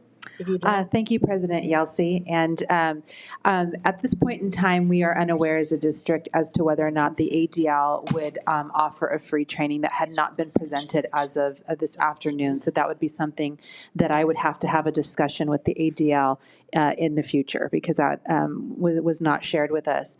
But I do agree with President Yelsey that this is not following the traditional instructional materials adoption process that many may be familiar with, because this is not instructional materials in the hands of students. And so, I have opened our doors to anybody who's interested in coming in to see what we do have that is available. And we're also willing to share our instructional materials process with anyone who is interested. I've had the pleasure of meeting several of our community members that are present tonight and have been very transparent with what we currently have. We are excited to be able to provide to the community a presentation, with the ADL to be able to demonstrate what the teachers will also be seeing. And again, at this time, we have provided all the information to, again, community members, either through personal meetings here at the district office or through Public Records Requests Act documentation of what we currently possess. When we have our teacher training on the 11th, not the 11th, the 1st of November, if there are any other materials that are shared with us at that time, meaning if we actually have tangible handouts at that time, we would be happy to provide those to the public as well. And so I just encourage you to keep that in mind for our guest speakers this evening who came and spoke on the item. If we do have handouts that are given to us during that presentation on the 1st, that we will be able to hand those over to the public at that time. Thank you. And that's all I have for this evening at this moment. Thank you very much. Okay, so we're back to the consent calendar. Do I have a motion? I move to adopt the consent calendar. Second? I'll second the consent calendar. So I have a motion by Trustee Wygan, a second by Trustee Barto. Any other comments or on consent calendar that anybody has? Okay, roll call vote. Trustee Yelsey? Yes. Trustee Barto? Yes. Trustee Mattoya? Yes. Trustee Wygan? Yes. Trustee Anderson? Yes. Trustee Crane? Trustee Crane? Yes. Trustee Ursulou? She said yes. They're thumbing up for us. Okay, we'll move on to discussion action. Approval of elementary and secondary school emergency relief, the ESSER 3 funds expenditure plan. Assistant Superintendent Torres. And is Ms. Gailey here too? Yes. Sitting in the hallway. Yes, President Yelsey. Oh, you can make it from your seat, or you can, for 19, you can stand at the front if you wish, or you can make it from your seat. I have 3 people for 19, but I was going to have her introduce it first. Is that okay? Yeah. We're just processed. Dane wanted to vote, so he wanted to know whether he was standing up here or can he sit up here? Do you want to? Why don't you come up here for the? But we haven't gotten to vote yet. Right. Okay. Oh, got it. Okay. All right. So new post-COVID process. Still getting the kinks out. All right, well, I'd like to welcome up Vanessa Gailey, who will be presenting tonight our proposed ESSER 3 expenditure plan. She's going to give us a little background on the history of some of the dollars that have come into the district to provide COVID support, learning loss mitigation, and future relief. Vanessa? Great, thank you. Welcome, Dr. Smith and President Yelsey, members of the board, cabinet, and community members. We're pleased tonight to give you an initial overview of the COVID funding so that we can explain the context of the ESSER 3 expenditure plan. So first and foremost, we want to lead with the idea that we are about the whole child here in Newport-Mesa. And if you saw our presentation of our local control and accountability plan, you heard this, you will hear this often and over. We believe in the multi-tiered systems of support where we're looking not only at academics, but at the behavioral support and social, emotional, and mental well-being of our children. You've heard that this evening. And we want to make sure that we're leading with that so that you know that that's our priority as we consider the many funds that we're blessed with in our district. The COVID-19 funding was really designed to address the impacts of COVID-19 and to really align with the student needs as well as the Board of Education vision. You'll notice that there are different funds listed up here. And as we think about their different purposes and intents, we also need to plan for long-term financial and employment impacts. We are careful to evaluate the successes of our programs and services and to look at things over time and understand that this money is temporary. So we have to consider which things that we will maintain, which things that we will stop, and which things we will continue to cultivate. We also have to ensure compliance. There are rules around the funding, but ultimately we want to ensure that we have a comprehensive, systematic plan that effectively meets the needs of our students. So the funding is a little bit complicated. We're trying to show you a simplified version here. The funding on the left in blue is state funding, and the funding on the right in green is federal funding. And so you can see different dollar amounts. This is not an exhaustive list, but this gives you the different flavors of how we've addressed the funding. So the in-person instruction grants, we're really trying to keep the doors open and keep kids safe and healthy, and our adults as well. And so that grant was primarily devoted to that. The Expanded Learning Opportunities Grant presented in May encompassed a lot of the visions that we had been planning, and we were fortunate that these funds allowed us to take what was going to be a phased-in approach and really be able to immediately bring on 11 elementary school counselors to bring in a robust summer program, tutoring, and support for reading, homeless and health supports. So those things that we began, you're going to see a theme this evening. These federal funds will allow us to continue. So a lot of the federal funds that we'll address tonight are not about bringing in new things, but really trying to sustain and cultivate through the 23-24 school year. Again, you see other of the funding sources, the Learning Loss Mitigation Fund, that's what it was called by the feds. And so you see that a lot of that was really devoted to computers and hotspots, PPE, et cetera. And then finally, again, you see all the way over to the elementary and secondary school emergency relief. And what we want to show you here is a little bit of a different approach, just to see that there are the different boxes of funds, but also to highlight that there were different deadlines for expenditure. And so that makes sense as you're thinking about trying to do something to do a one-time addressing the needs, but then also to over time continue to support the remaining impacts. As for the state funds, again, as we said, the Expanded Learning Opportunities Grant was presented in May, and we were so pleased to be able to launch a number of initiatives immediately. We had a summer program that was largest that we've ever seen, especially at the elementary level. We're so proud that it encompassed, again, academics as well as social, emotional, and enrichment, and it was provided far and wide, and not only at the elementary, but at the secondary level. And because of the expanded learning money, we'll be able to offer that not 1, but 2 summers, and with the ESSER funds, you'll see that we'll be able to offer that 3 summers. So we're really excited about that. Again, also knowing that we're going to be evaluating successes and challenges in the programs, and that we will adapt and adjust over time, as President Elwater mentioned in our planning processes. So you'll see ESSER 1, ESSER 2, and ESSER 3 all came at different times, different amounts, and ended with different deadlines.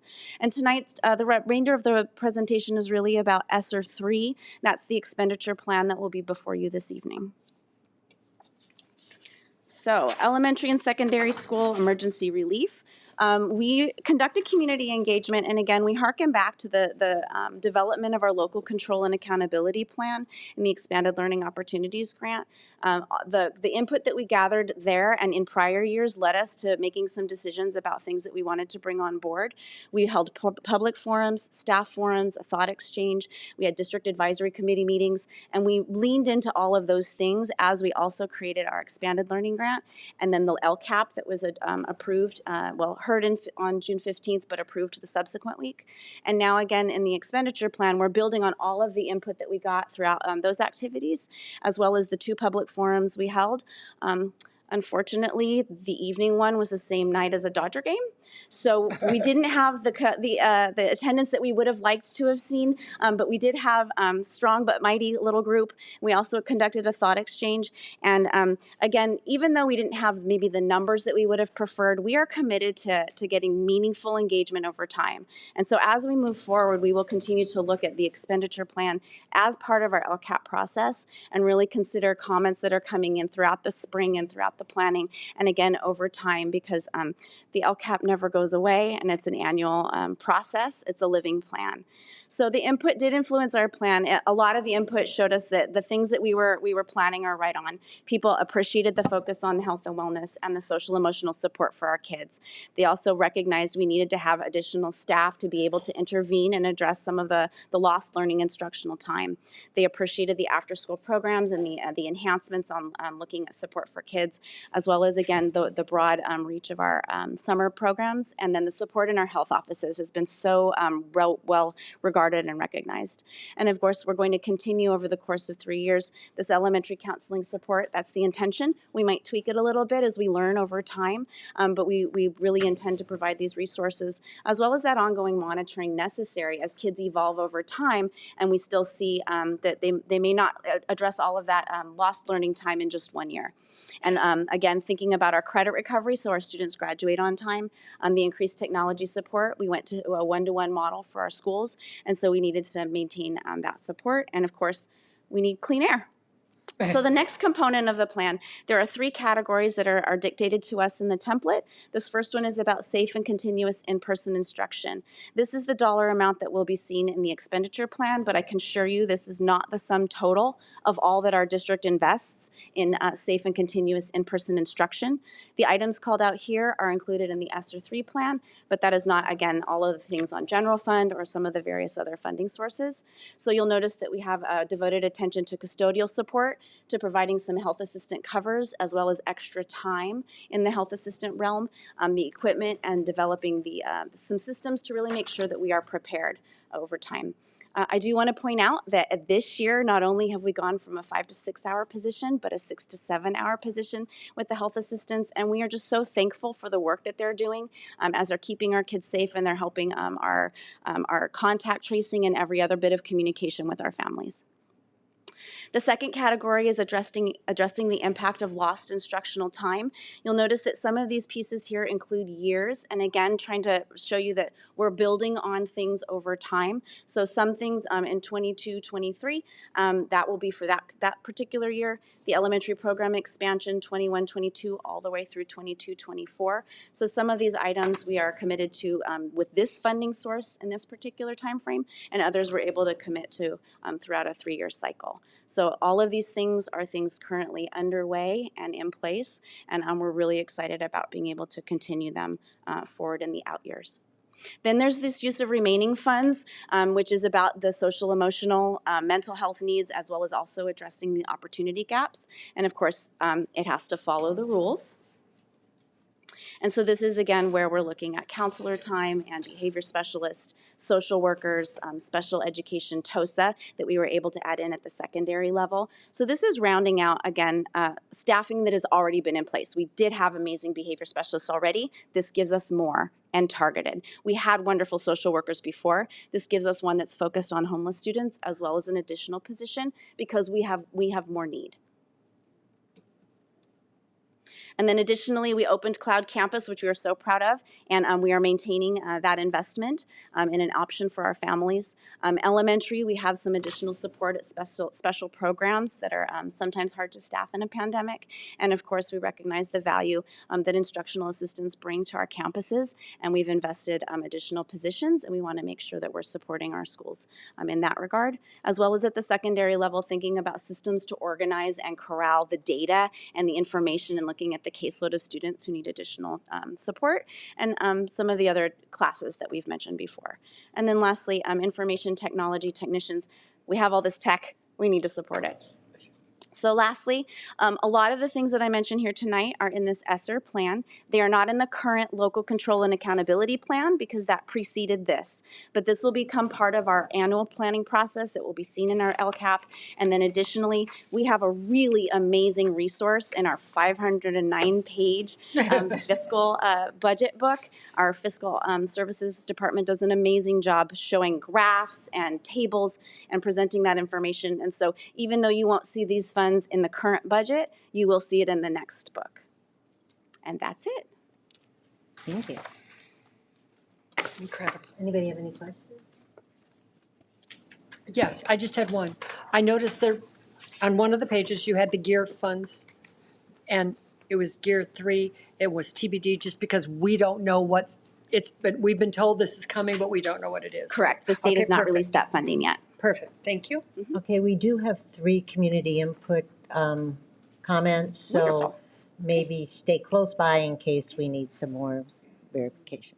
Chris Jones?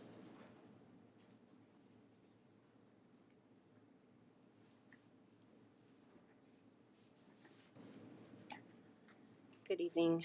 Hi, welcome.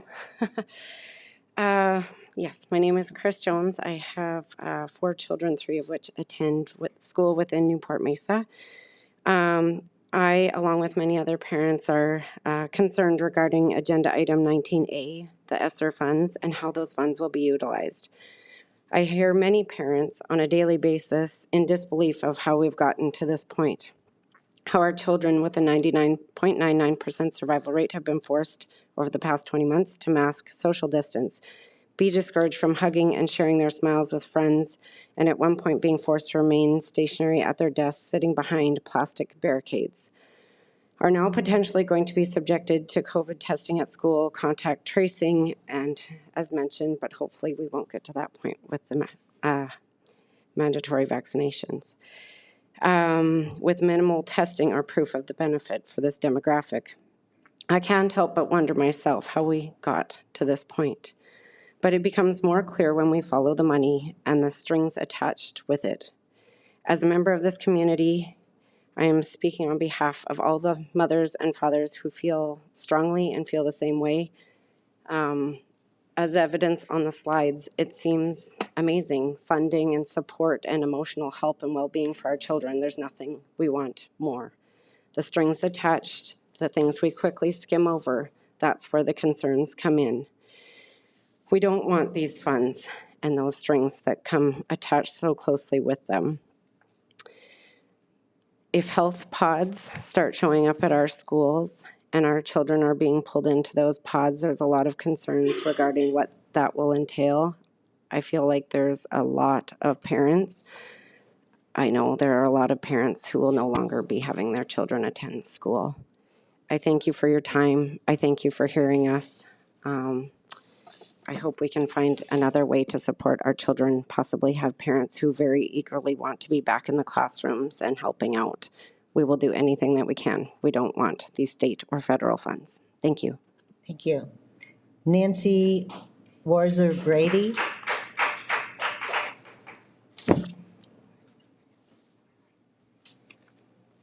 Hello, good evening.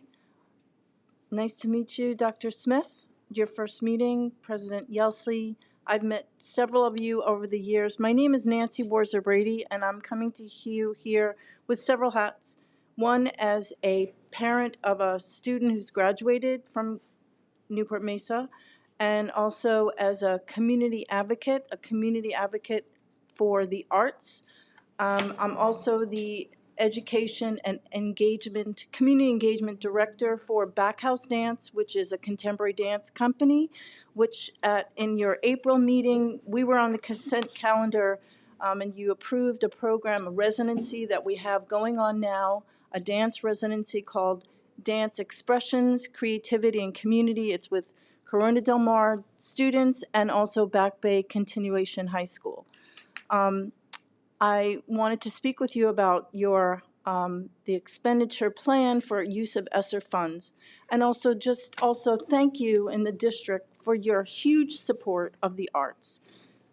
The arts are really all I know. I worked in all of these organizations, the Segerstrom Center for the Arts, the Bowers Museum, UCI, Philharmonic Society, and more, and now I'm with Backhouse Dance. The arts are all about social and emotional learning. Mental health issues. The arts are the glue that are going to help students continue to learn safe learning, to make up for the loss of learning, and also just to connect with community, to connect with each other, and to heal from what we've all been through. You have a wonderful arts strategic plan in place that decades ago, it feels like a million years, I don't know. I helped implement as a community partner. The arts organizations are here to work hand in hand with your teachers. We want to help see this district, this whole community heal, and we know that the arts are the way to do it. I'm talking right now, we're developing a program, it's called Dance for Kindness, and starting to work with Adams Elementary School for something, a residency and performance in the spring. Fingers crossed, we'll be able to find some funding for it to work with the whole entire school and community to connect with your Let's Be Kind District Day and to make this program sustainable and to be something permanent for the whole community to enjoy. I've worked in my background as a visual artist and also music. I know that the arts saved me and the arts are saving our students. Today when I was in the classroom, seeing those students dance, all with masks on, it was just a joy. And I think we need a little bit more joy and happiness to recover from what we've been through. Thank you. Thank you very much. Robert Dixon. Thank you very much, Board. First meeting here. I'm glad to be here. And I wanted to comment more about the public process. I didn't actually participate in the thought exchange, and I looked at the materials that were available, including the PowerPoint and the 500-page document. And I wanted to share my concerns with sort of an ongoing theme with communication from the district. I'm a parent of 2 kids at Victoria Elementary, and I have to say, communication is phenomenal. Victoria is my happy place. The kids love it. The PTA that's involved is great. Dr. Peralta is great. The staff are great. I'm on the school site council, and we are over-informed. However, from the district level, we're dramatically under-informed. And I'm just going to have to say, I had a speaker card in for earlier, not on the vaccines. I was disregarded. I chaired public meetings. I sat on a public body for 6 years. The Brown Act compliance is embarrassing. You guys should be ashamed. I hope that Superintendent Smith, welcome, hope we can change that in the future. So the thought exchange, I'm not sure what it was designed to do. I think maybe it was designed to comply with federal requirements for the use of the money. I don't think it was designed to actually get feedback. And I'd like somebody on the board to ask the staff how many people actually participated in the forums and how many people participated in the thought exchange. We had 150 words to share our thoughts on this massive and impactful plan. And then we go through this exercise of Facebook, which is commenting on other people's thoughts. But we don't get to see everybody's thoughts. We're presented some curated collection of thoughts, which were, frankly, alarming. There were, it seemed to be finding the extremes of the various political and partisan sides of these various issues. Comments like, you know, I don't even want to repeat them here, but they were offensive. And I don't want to comment on those. I'm not interested in commenting on those. This isn't Facebook, it's the school board. And I'm interested in providing my informed comments as a parent to the board. So I would encourage folks not to, if you can, if you're allowed to, by the time limits available, to seek additional public comment in a more meaningful format. And if not, that's fine, I understand. It looks like there's a very well thought out plan, looks like staff has done a phenomenal job. But let's try to involve the parents more. I think that what the presenter was saying about the low turnout is indicative of the state of parent involvement. And in sitting on a board and getting yelled at for 6 years, I was on a planning commission. It's not the same. You guys are elected, I was not. So, you know, some people you don't want to hear from. I get it. And so you don't want to hear the same comment for 3 hours. I get it.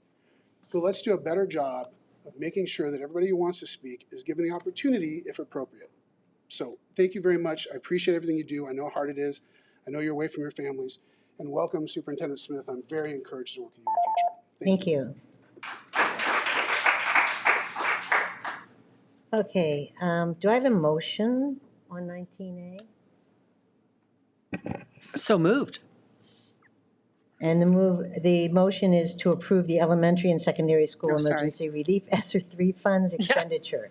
Exactly. Moved by Trustee Mattoya. Yes. Second. Seconded by Trustee Anderson. Roll call vote? Student Board Member Dane Dodge, Yes.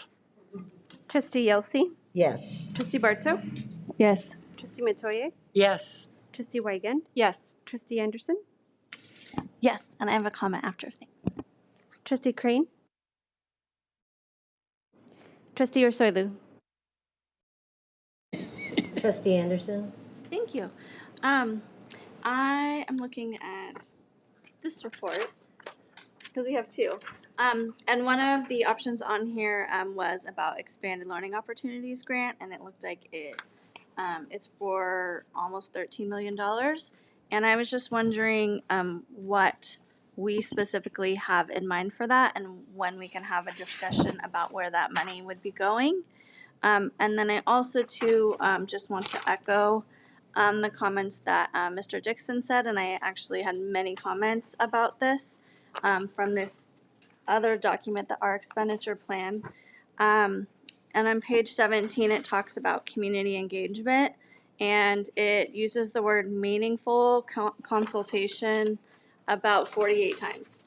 And I think one of the things for me that is most important is it specifically calls out groups, individuals, or advocates that represent the children, largely in the district that I represent. And so I think, yes, there was a Dodger game the night that the meeting happened, but I know in my small group that was for elementary, there were two parents, they were pre-K parents, they didn't speak, and there were staff members that were in there and they spoke, and to me that was not authentic community engagement. And that's no fault of our staff. We need to be doing more to go out to where the parents are. We cannot just rely on parents to come to us. It says specifically, and these are Vanessa's amazing words as always, meaningful consultation with community includes considering the perspectives and insights of each of the required community members and identifying the unique needs specifically related to the effects of COVID. Comprehensive strategic planning will utilize these perspectives and insights to determine the most effective strategies and interventions to address these needs through the programs and services we would implement with these funds. That the local educational agency, us, must engage in meaningful consultations specifically around individuals and advocates who represent children with disabilities, English learners, homeless students, foster youth, migratory students, children who are incarcerated, and other underserved students. It then goes on to expand on underserved students. So it also talks about engaging with community partners, expanded learning providers, and community organizations. We had one such person come tonight who runs a child care center who's been asking for transportation for a year. So I would like for us to go out into our community. This is what our task is. We are being told by the state to do this. I'm really excited that we have a high communication value superintendent. This is our mandate. There's not a vaccine mandate, but our mandate is to do comprehensive, meaningful community engagement. And I would really like for us to start doing that better. Thank you. Thank you. Trustee Ursulou?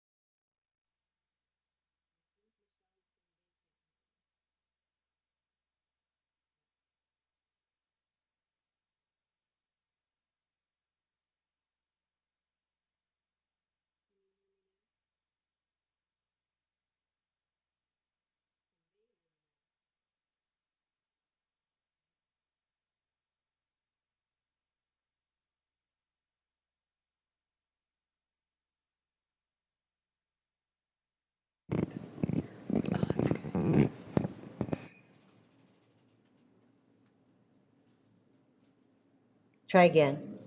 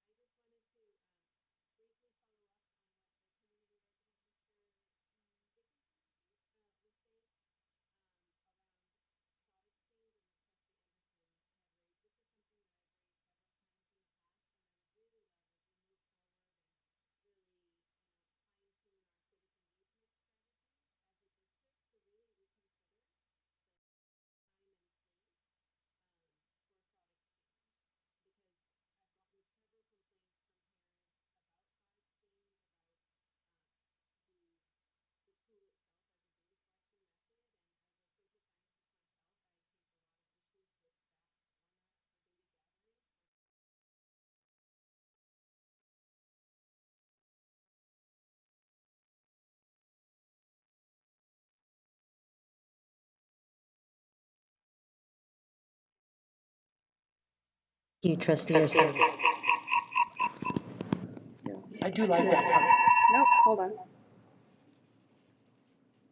Okay, we're back.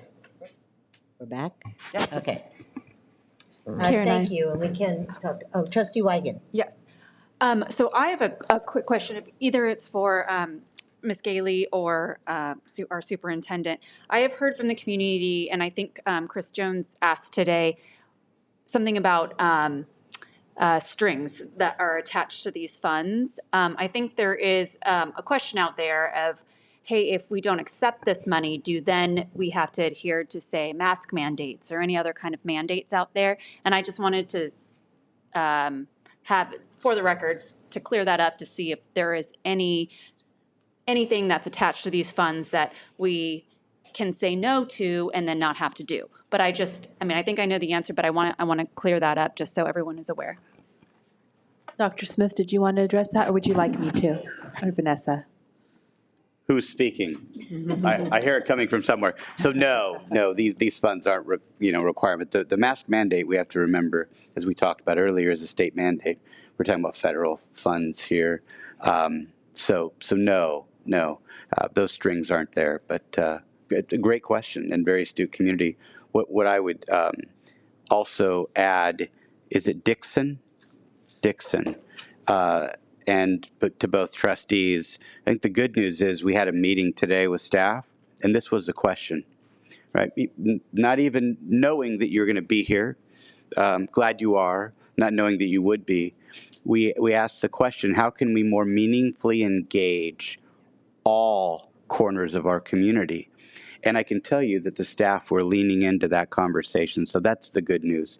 People are interested in that. Now, I'll tell you, it's a problem statewide. That folks might be asked, but not meaningfully engaged, which is, as you pointed out, Trustee Anderson, the criteria. And so you've got a team here interested in revisiting that, figuring out how we can do it better, differently. And to PTA, I know this is a statewide issue for you. Sherry tells me all the time. So count on us to do more of that. My comment was more just how I was thankful that we are using the ESSER funds towards student supports. I know one of the questions that I heard from the community and have seen in other districts is that those districts are choosing to use their funds for testing on campus for their students, and that's not what we're using our funds for. So I'm really happy to see the plan, the details, how we're funding student supports for all that learning that they need help catching up on. Okay. I'm sorry, I should have asked for comments before we voted, but I thought someone would Apparently it's push a day. their button. I was going to say, apparently it's a day for doing things a little bit out of order once in a while. 19B, approve agreement with Orange County Department of Education to encourage civic engagement opportunities for secondary students. Assistant Superintendent Torres. Thank you. Yes, we're excited to bring forward tonight a agreement with the Orange County Department of Education to help us engage in the Civic Seal of Engagement, if I got that correctly, the Seal of Civic Engagement. What that is a program that allows students to meaningfully engage with their community throughout high school. And at the end of their high school years, they can earn a seal saying that they participated in a meaningful process within their community. One of the things we're interested in is tying the Seal of Civic Engagement to our experiential learning project that we have to really help students learn how to make an impact on their community. So this contract tonight represents just a partnership with OCDE to help Ed Services, specifically my work, our Director of Teaching and Learning, Mike Shaka, and our high school principals to come in and facilitate a discussion over what that could look like in our district. And how will those students be chosen? It'll actually be open to everyone. And then depending on their level of participation over the course of the 4 years, they will kind of, I don't want to say earn points, but they'll work towards the seal. All students will participate, but only those that complete the program would actually get that seal. Much like we have the Seal of Biliteracy, which is for foreign language. Students take all these courses in foreign language and they get a seal. It's a similar concept.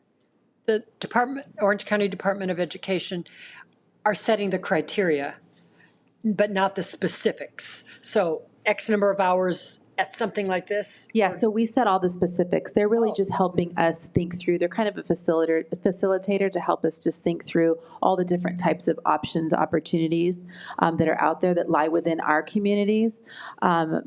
Let's see, in our 27 districts in Orange County, Anaheim Union is a seal of civic engagement district.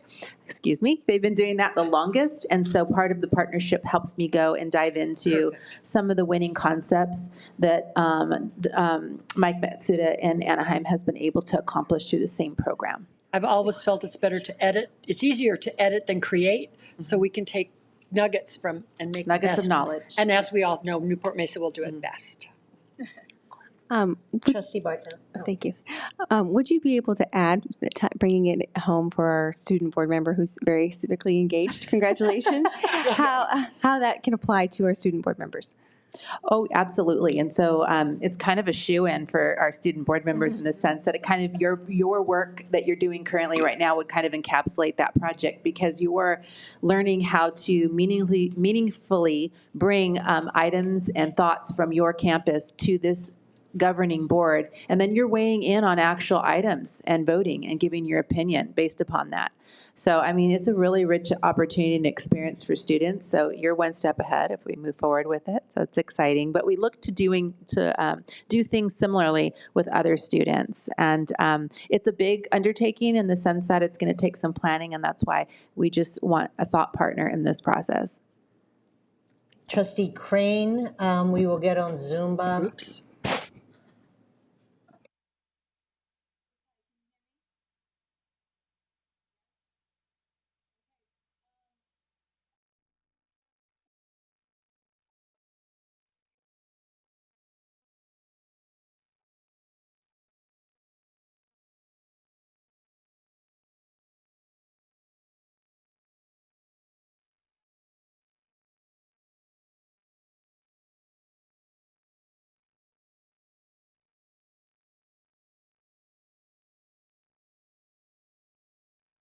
So right now, that always makes me feel like I'm in a spaceship or something. So right now, the long-term plan is it would be something students would participate in over the course of 4 years. And so we, as a district, would establish the amount of hours that would be required. And so that's something that's part of the planning process. If we were to go ahead and start it in the 2022-23 school year, we would have to phase that in. So obviously our seniors would have a lesser amount, with our freshmen having more, just because we'd have to grandfather and then catch them up. But that's part of the facilitation, and part of having a thought partner is to be able to identify what exactly we want to achieve and what's doable. There are some districts within the state that have identified coursework, and so students sit for a course in that. That's not necessarily where we're headed. We're looking at this as kind of a meaningful project for students to own and learn how to participate in their community. And that's been, I mean, that is so important. If we just look at what happened tonight with our groups of people coming forward and speaking on the multitude of items that they presented tonight, we want our students to learn how to have a voice as such. And that's really what the goal of this program is. Well, I know there are many people out in our community who would encourage more civic engagement among our young people. So I think this is a terrific program. I could see eventually more than 80 students wanting to participate in it. So hopefully it will have room to grow. Absolutely. Any other questions or comments? Yes. Trustee Crane has one more comment. Oops. I was going to say Trustee Anderson had her light on.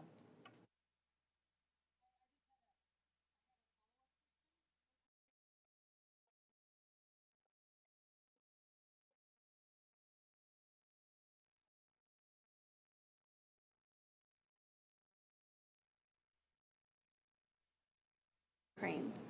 Aha. Oh, okay. Boy, you guys are confusing me. Go ahead. Who's on first? as somebody who studied political science and have a certificate in civics, I love that we're doing this. I think some of the language that I love is that it's preparing all students with an empathetic concern for others, a deep understanding of democracy, and that civic engagement skills needed to contribute to the welfare of their local communities, the state, and the country. So it's also bringing in the empathy that we have been wanting, but also I think just, public education is to have an educated electorate, and I'm just so excited that we are taking part in this, and hopefully 7th to 12th graders will continue just like the bilingual seal. So thank you very much. Thank you. So does Trustee Crane also have a comment? Take me a second to set it up. She waved us off. No, she doesn't. Never mind, she says, okay. Okay. Any other comment? Okay, do I have a motion? I'll make a motion. I thought you Nice second.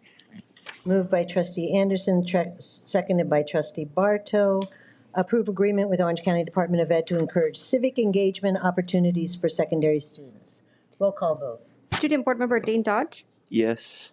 Trustee Yelsey, Yes. Trustee Barto, Yes. Trustee Mattoya, Yes. Trustee Weigand, Yes.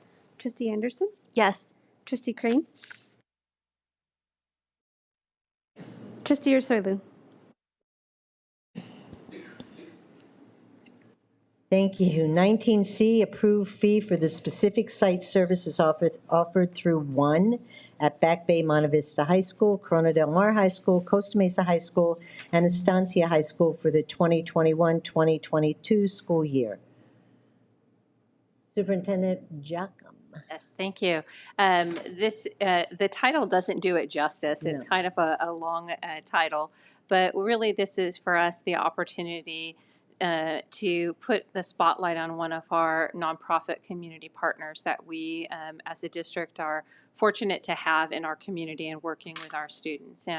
And we have had a relationship with one, I think since 1617. They started over at Corona Del Mar High School providing support for students with lots of issues, and they needed a friendly face and a place to go and somebody to listen to them. And it's blossomed, and now that support is at most of our high schools. I think early college is the only one who doesn't have a specific program, but there's also a district-wide program one night that any students can go to. So for us, it's a nice way to highlight just the work that we do with our community partners and being able to do that. And I wanted to see if Sarah a little bit more about that program. Now that she's got promoted, I can bring her up, right? You can tell me what to do. I appreciate it. So as Dr. Giacomo mentioned, we really appreciate all of our community partners, and one has been with us for a long time. And we've invited Lynn to be here this evening so that she can share a little bit about the impact that her program has on our students. As Dr. Giacomo mentioned, we did start our partnership with one in the 2016-17 school year at CDM with our individual support sessions, weekly parent support groups, and other interventions. And really the core of the program is to build relationships and connections on the campus.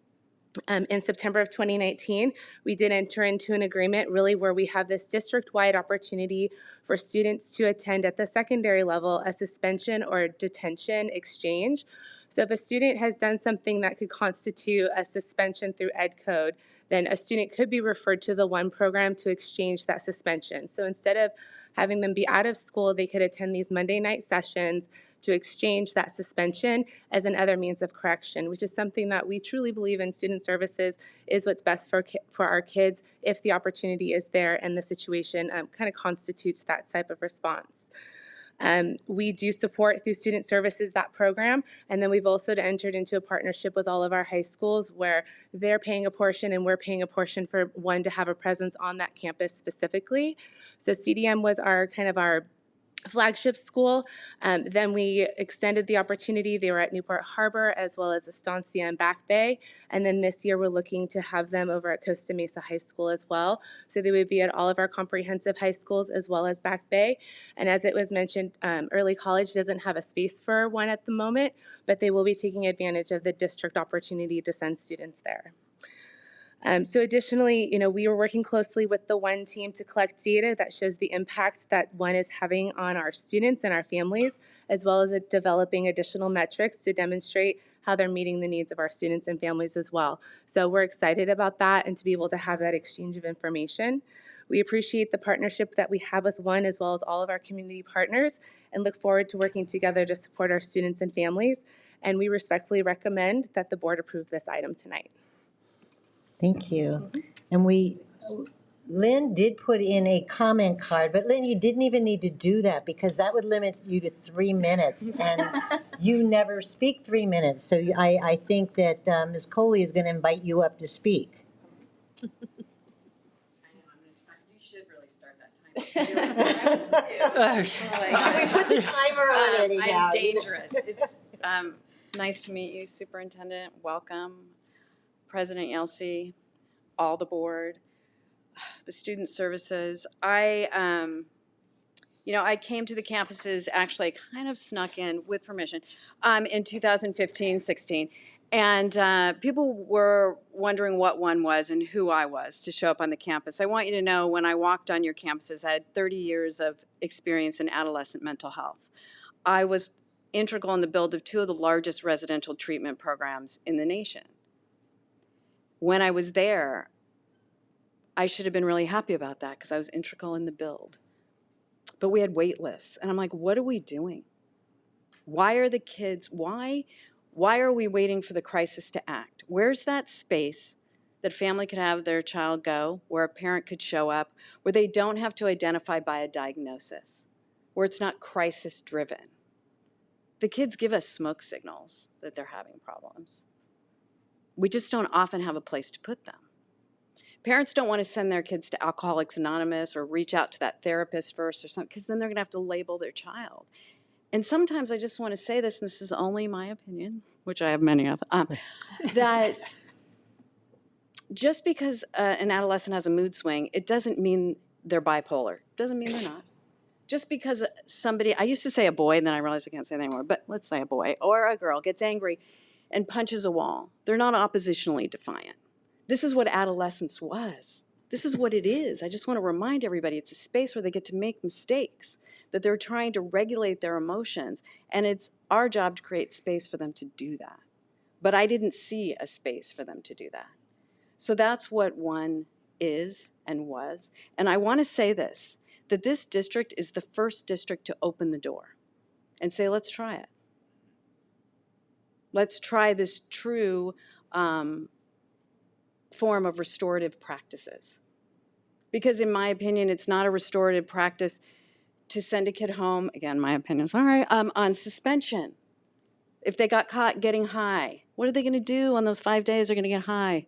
And then they're gonna come back farther behind and angry and get a case of the, I don't know the clinical term, but like, I give up. I already screwed up. If they're bullying, right? They go home, they fester. Oh, I'll take a bully. I'll take anyone, through our ONE exchange. What we do is we put them in a room on Monday nights where they connect with one another. We have one another, where we have kids who come in that are voluntary because they want to come, they want to connect. It's a group of inspiration and connection. But we also have that ONE exchange, and that's the lifeblood, where kids get to come in and they're not in trouble. They'll come in, we're having pizza, we're doing an art thing, and they're like, wait, no, I'm supposed to be in the room where I'm in trouble because I did something. And I'm like, no, you're in the room to rise, to consider things differently. We can't control what you do. You may go out and do the same things. But we're going to give you an opportunity to consider things differently and to know that everyone has a chance in this world, and that's what we tell them. You know what? The kids at Estancia, Back Bay, it may be harder. Okay, I tell them. So what? Now what? So it's harder. It's just going to be sweeter. Let's do it. What do you want to be? I have a card in my thing. Dallas, who's here, who's one of our coordinators, we're in Back Bay and we're doing a group, and I just want to tell you this, like, what do you want to be? What do you want to do? One of the kids has a card, and he wrote rapper, then he crossed it out, and then he put doctor, and then he crossed it out, and then he put rapper again. And then we said, you know what? Be a rapping doctor. We don't care. And so what I want you to know is that because this district said yes, I can't measure for you what early intervention through human connection has done. I can't measure what we prevented through prevention, because it didn't happen. But I can guarantee you kids are alive today that wouldn't have been. We did over 275 online experiences during the pandemic. We pivoted. One has 3 distinct lines of support. I didn't have online, but I did it on March 20th. We have online, in the community. Thursday night, Jody Barber is going to speak at the Newport Beach Civic Center for Red Ribbon, and we're doing it with CDM Pals, and it's for accidental overdose to raise awareness. And we have a panel of experts. It's open to the community. It's free. That's what we do. Online, in the community, and on campuses, where we create drop-in centers where they come in and they grab a free snack and they go about their way. And then they may show up to the Monday night meeting. We may do special things on campus, because I really actually think the kids should be kind every day, right? Try something different every day. So I just want you to know, it's important that you hear from me to you that you have a boy sitting in Loyola, that he got popped for something off campus that could have, number one, he would have been in really big trouble, let's just put it that way. And he came back. He was brought back to campus. They ditched. It was a group of them. They brought back to campus and given the alternative to come to one. And they did. One of those boys is sitting in Loyola. Another boy's in Vanderbilt, Berkeley. These suspensions didn't sit on the record. We also have kids at OCC. We have kids that are in internships. I want you to know that I've met board members, Carol, out in the community. There's engagement out there. This is where I've met you all. Karen, I didn't know you before. I've seen almost every single one of you, right, Charlene, on campus, because you are engaged and you do try things. And I want to say this, like, districts wouldn't even open their doors. You did it because you put the students first. And I know it's not always easy because I sat through this whole entire meeting, okay? But I want you guys to know I appreciate it, and I wanted to just give you this piece to know that you have made a difference in the lives of your students, and I am grateful and honored to be a part of this, so thank you. Thank you, Lynn. And I have to say, I am so proud of what you've done in this district. I remember when you started in 2015 in your little cubby over at CDM, and at that time it was One Recovery, and people thought that that was a stigma of only people who were recovering could be there. And you changed the name to One because it really encompasses all people, not just those. I know. Oops. This is what we tell kids, just try it. They'll kick you out. Just try it. But I just want you to know, One Recovery is the overarching nonprofit. And what it means is one recovery from all. Doesn't matter the struggle. But we found out that people got really stuck on recovery and thought that meant, actually there was a PTA meeting to vote to change my name. And I was like, okay, Mr. Wells Fargo, I mean, do I want to change your name? But at first I was offended. And then I thought, step back, listen to what they're saying. There is no stigma. It means we're all recovering from something. But we do have 3 distinct lines of support. So One on Campus is our supports. We're not 12-step. We're not therapy. We're about human connection and inspiration. And with that, anything is possible. So I just wanted to clarify that. Okay. And I won't come back. And she provides the best snacks on I really campus. do. We have Takis and all sorts of stuff the kids Well, like. I'm just so glad that you're across the district now, because I remember when you were only at CDM and I was like, but come to Costa Mesa. So this is exciting. Yes. Thank you. Trustee Crane has a comment.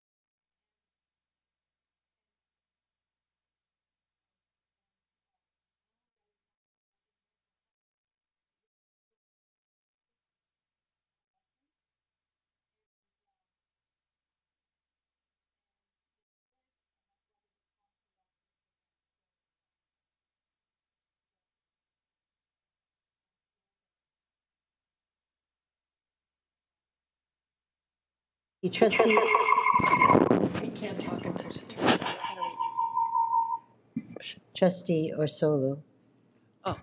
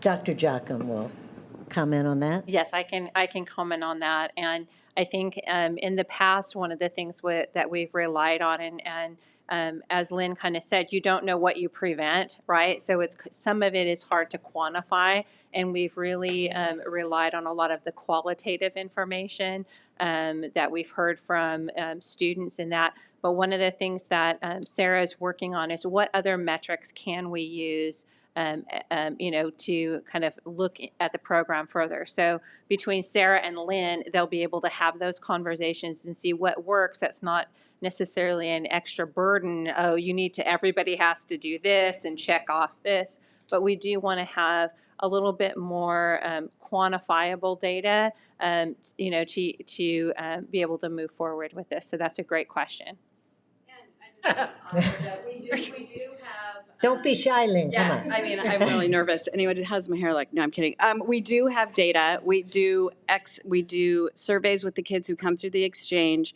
All the kids who come, not to drop in, we leave drop in where it's just connection. They come in, we just get numbers, but the kids sign in. So we do have data. We used to give that to Phil.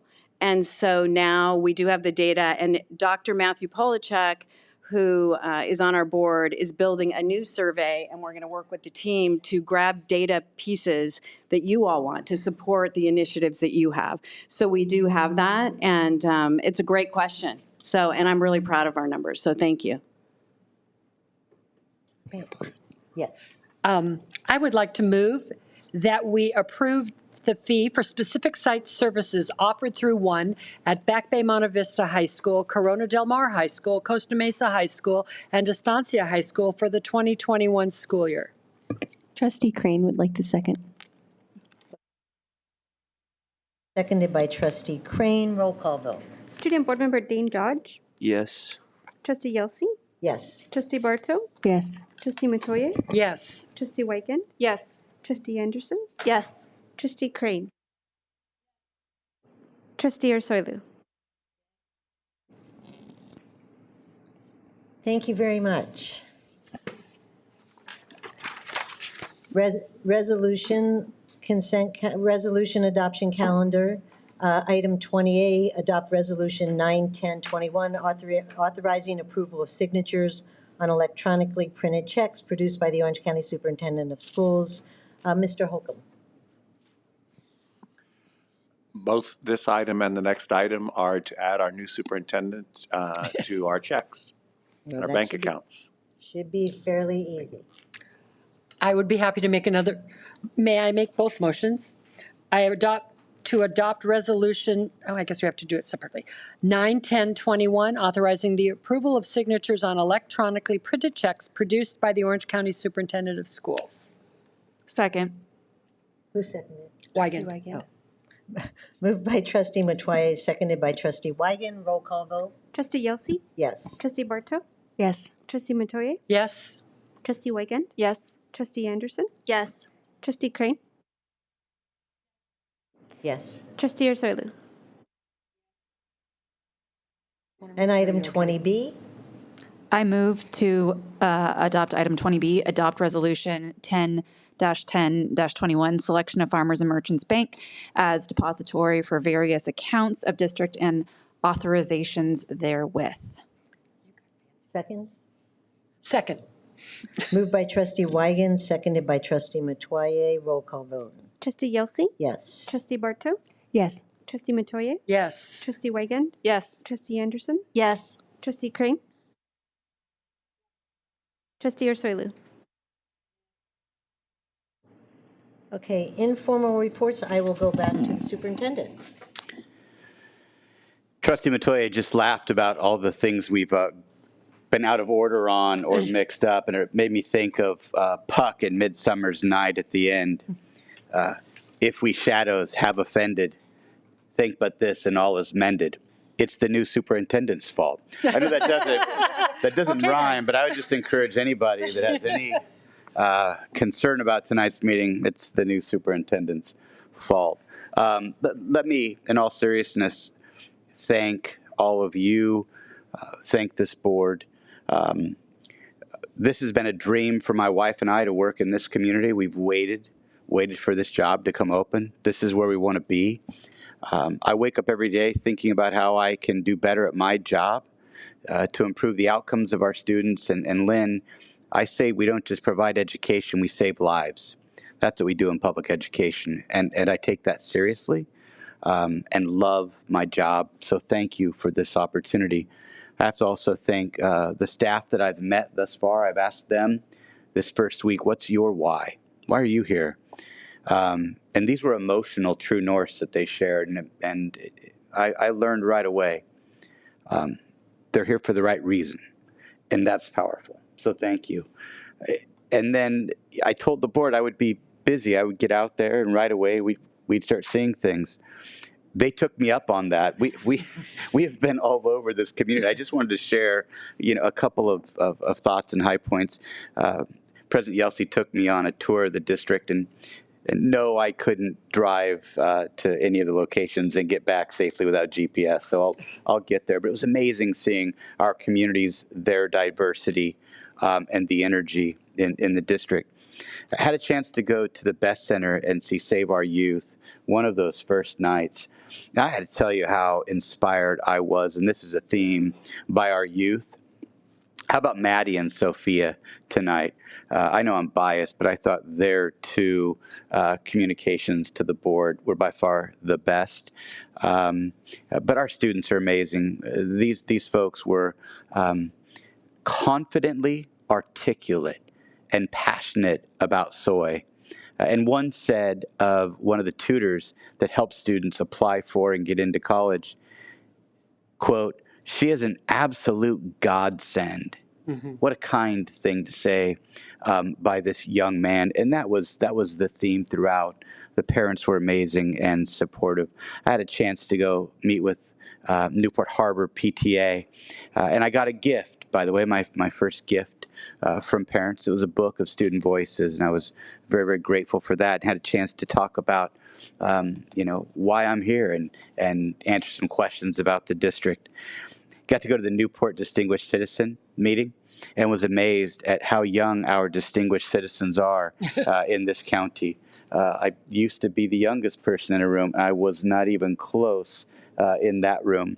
They had some great questions about the work that we're doing and really wanted to support this district. And when you have community members like that, willing to lean into this work, that's encouraging. That's inspiring. Had a chance to visit school sites. As I told you, every week I'm going to be on a school site or two or three and watch what's going on. Got to tour Woodland and Kaiser Elementaries and see differentiated reading instruction. Got to see students playing, laughing, smiling. It was so heartwarming to see our students loving being on campuses. It's undeniable, their joy on our campuses. And I met this young man, Ryan Olson. Teacher wanted me to talk to Ryan because they have this success award at their school and students get to nominate people. He nominated every custodian.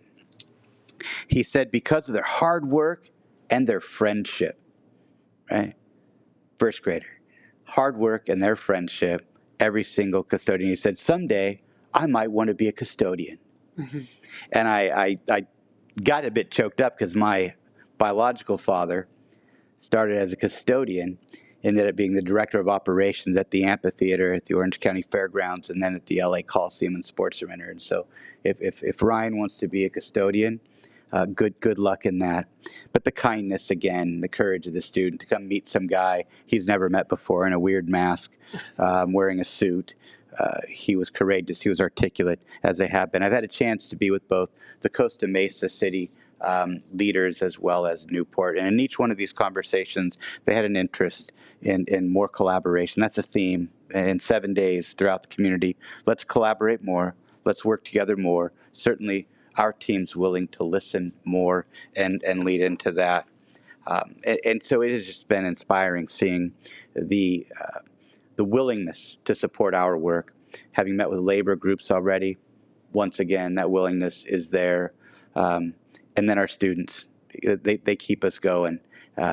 Lynn said something about human connection and inspiration. If we can't be inspired by our students, we're just not paying attention because they're absolutely inspiring. Let me brag about some of our recognitions. And of course, I can do this without any, like I'm trying to pat myself on the back because I've been here 7 days, so I get credit for none of this, admittedly, right? But Patrice Flores awarded Outstanding Leader by the U.S. Department of Education. How powerful is that? Yeah. Dave, and we're going to have this at a board meeting soon, and we'll celebrate them appropriately. But Davis Magnet School getting a National Blue Ribbon recognition. So I'll be flying back to D.C. in a week or so to celebrate with those folks. Their amazing accomplishment. The U.S. News and World Report came out.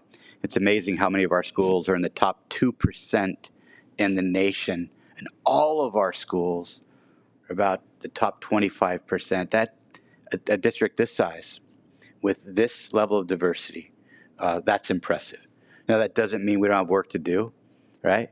Continuous improvement. Every day, we're going to get better, and we're going to get better together. But I thought that's pretty amazing what all of you have done, community members as well, in the Newport-Mesa Unified School District to promote student outcomes and success. And then we mentioned the shakeout, and certainly we can do better at communicating, period. But did want to report that we did the great shakeout. Everyone shook out, and we got reports back from the sites that things went well. But we as a team are going to keep looking at how do we improve our safety here on each and every campus and in all of our facilities. Really, when you ask parents around the country, what's your number one concern, and it's not even close, the safety of their young people, of their students. So it went well.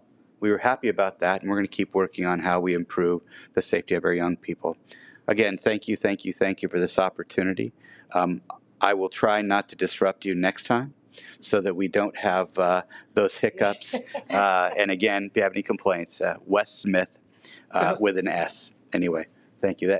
By the way, I did want to say, it's on the agenda, but to give our public a chance to comment on any board conversations or deliberations. I've presented the board with informal updates from all the staff, and then asked them if there's something they'd like to have in front of our public to duly notice that, so folks can be here, that we're transparent, and that folks have a chance to weigh in on that. And so the staff have provided those already, and would be happy to share anything at a public meeting if there's something that any of the trustees, even on Zoom, would like to see. And that concludes my remarks. You forgot tossing the coin at the bottom of the bid. That's on my list too. That's right. I toss the coin expertly, by the way. Someone said I should be a pro coin tosser. And yes, someone asked on social media, will he be at the Battle of the Bell? Yes, I will. And so will my wife, who's watching tonight. Honey, it's date night, Friday night. Different school, different colored sweatshirt, but yes, we will be there. And you know, all kidding aside, you and I were sitting there, and I said, every parent needs to see this, right? Students were having fun watching the game. A year ago, we couldn't have those games. We had to move them. People couldn't be there. People are dancing and singing and cheering. And it was like, I got to knock on wood. Hold on. It was like normal, right? It was like pre-pandemic. Students being students, celebrating just being together. It was inspiring. I wish all of our community could have seen that. Maybe next year, get there early and get a seat. Because, again, it was awesome. And they'll have a chance at Battle of the Bell on Yeah. That's Friday. right. That's right. You'll see it again. And again, I shouldn't wear red or green. Is that right? To be neutral, not red or green. Not red or green. Wear red. Okay. No. You're getting me in trouble. You're getting me in trouble. No. Okay, for that, we are going to forego the informal comments. Correct. Right. Board member reports. Does anybody have anything they would like to report? Yes. Go first. I just have a little report. So piggybacking on what Dr. Smith said, I attended the Battle of the Bay, and it was really great up until halftime, and then, things just went south. 14-12, we really thought we had it. But everyone played so well, and it was really, really exciting to see all the students and the level of excitement, and just observing from the first football game of the season to now and hearing how successful homecoming was, which is a dance which has not been well attended in the past. It's really great to see students embracing these activities and getting back to normal and embracing each other and their differences and their similarities. It's really beautiful to watch. Additionally, I just wanted to add for career and technical education and for ROP, I would love to add on a future agenda sort of an update on what ROP does and what CTE does, because we had a great comment. One of the things I noticed at our ROP meeting was that they talked about how ROP had been successful in our district in particular in bringing a larger amount of women than ever before to our contracting and construction pathway. I have one of our students and our Michael Vossen kindly provided me with some student reviews, as it were. But Lucia Corvera, residential and commercial construction pathway, said, class of 2019, she said she's thankful she enrolled in the construction program. It taught me the foundational skills I needed to launch my career in the construction industry. I thought that was really great. If you've done a remodel recently or been around construction, it's an area of high demand. So it's really wonderful to see that we're giving our students these tools to succeed. Thank you. And I wanted to report that I was able to attend two interesting artistic performances at Costa Mesa High School on 2 different weekends, but both of them were held outside, which is typically held in our beautiful theaters, which we love having. However, the dance performance was held on the football field, which gave a huge stage for our dancers to perform and great seats for all the people in the audience because we were looking down on the field. The second was the 4 nights of Almost Maine, which last week was chilly. So the student performers wearing coats, and if you've ever been on stage, the lights pour on you and you want to just melt. Everybody was happy. They had seats. The boosters provided the funds to get the lights and the sound, but the students ran the lights and the sound, and the parents provided hot cocoa and hot cider, and it was almost better this year because it was a smaller group spread over many nights. And the compliment is to the entire staff and the dedication to make sure the students could perform in the least restrictive way they could. And the kids were fabulous as always. I'm their #1 fan anyway, at every school performance, at everyone in the district. But it was nobody was upset, nobody was angry, everybody was happy, and it was outside and chilly. It was just perfect. So way to go, arts in our schools, way to adapt high schools. And you're right, if you can't be inspired, you're not going out to schools. That's it. So that was it. I did a bunch of other things. Everybody else did too. Okay, we have comments by Trustee Crane and Trustee Orsoilu. We'll start with Trustee Crane and then Trustee Orsoilu. Go right after so I don't have to interrupt and have the echo.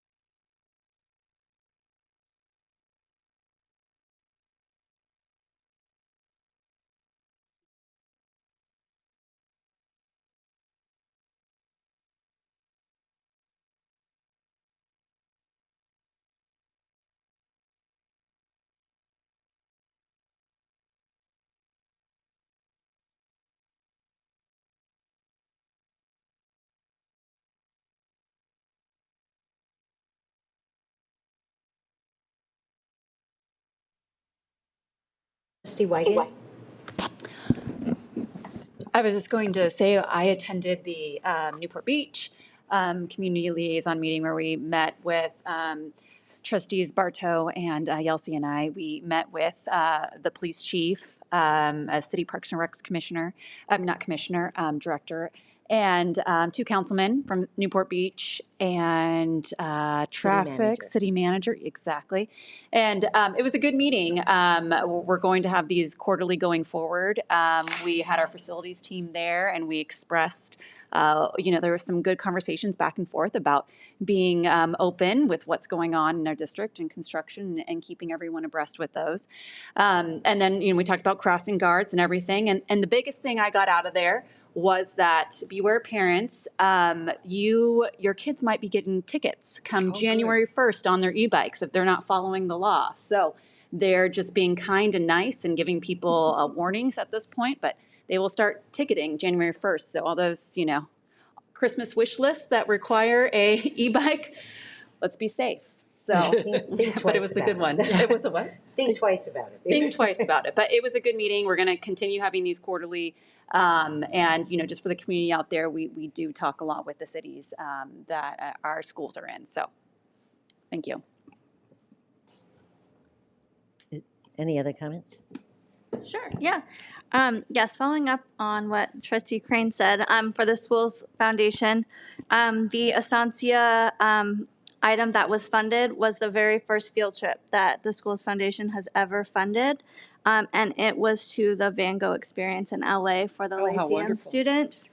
And I have a hard time. She's been sending me emails with her first name, but she will always be Mrs. Dickey to me because she was a teacher and she's so youthful. So Marianne Dickey took the Lyceum students and they all just had a wonderful time. And so she was very effusive and thankful that the Estancia Lyceum students were able to go. And I just wanted to also thank Dr. Bauermeister for all of your work in organizing Walk to School Day. The pictures that we've seen have just been amazing, and it was such a powerful experience for our community. So I thank you because I know you took a lot of the role in that. And I am very much looking forward to the very first DLAC meeting of the year on November 17th. So it seems like it's been too long, so I'm really excited about that. Okay, everyone's pretty.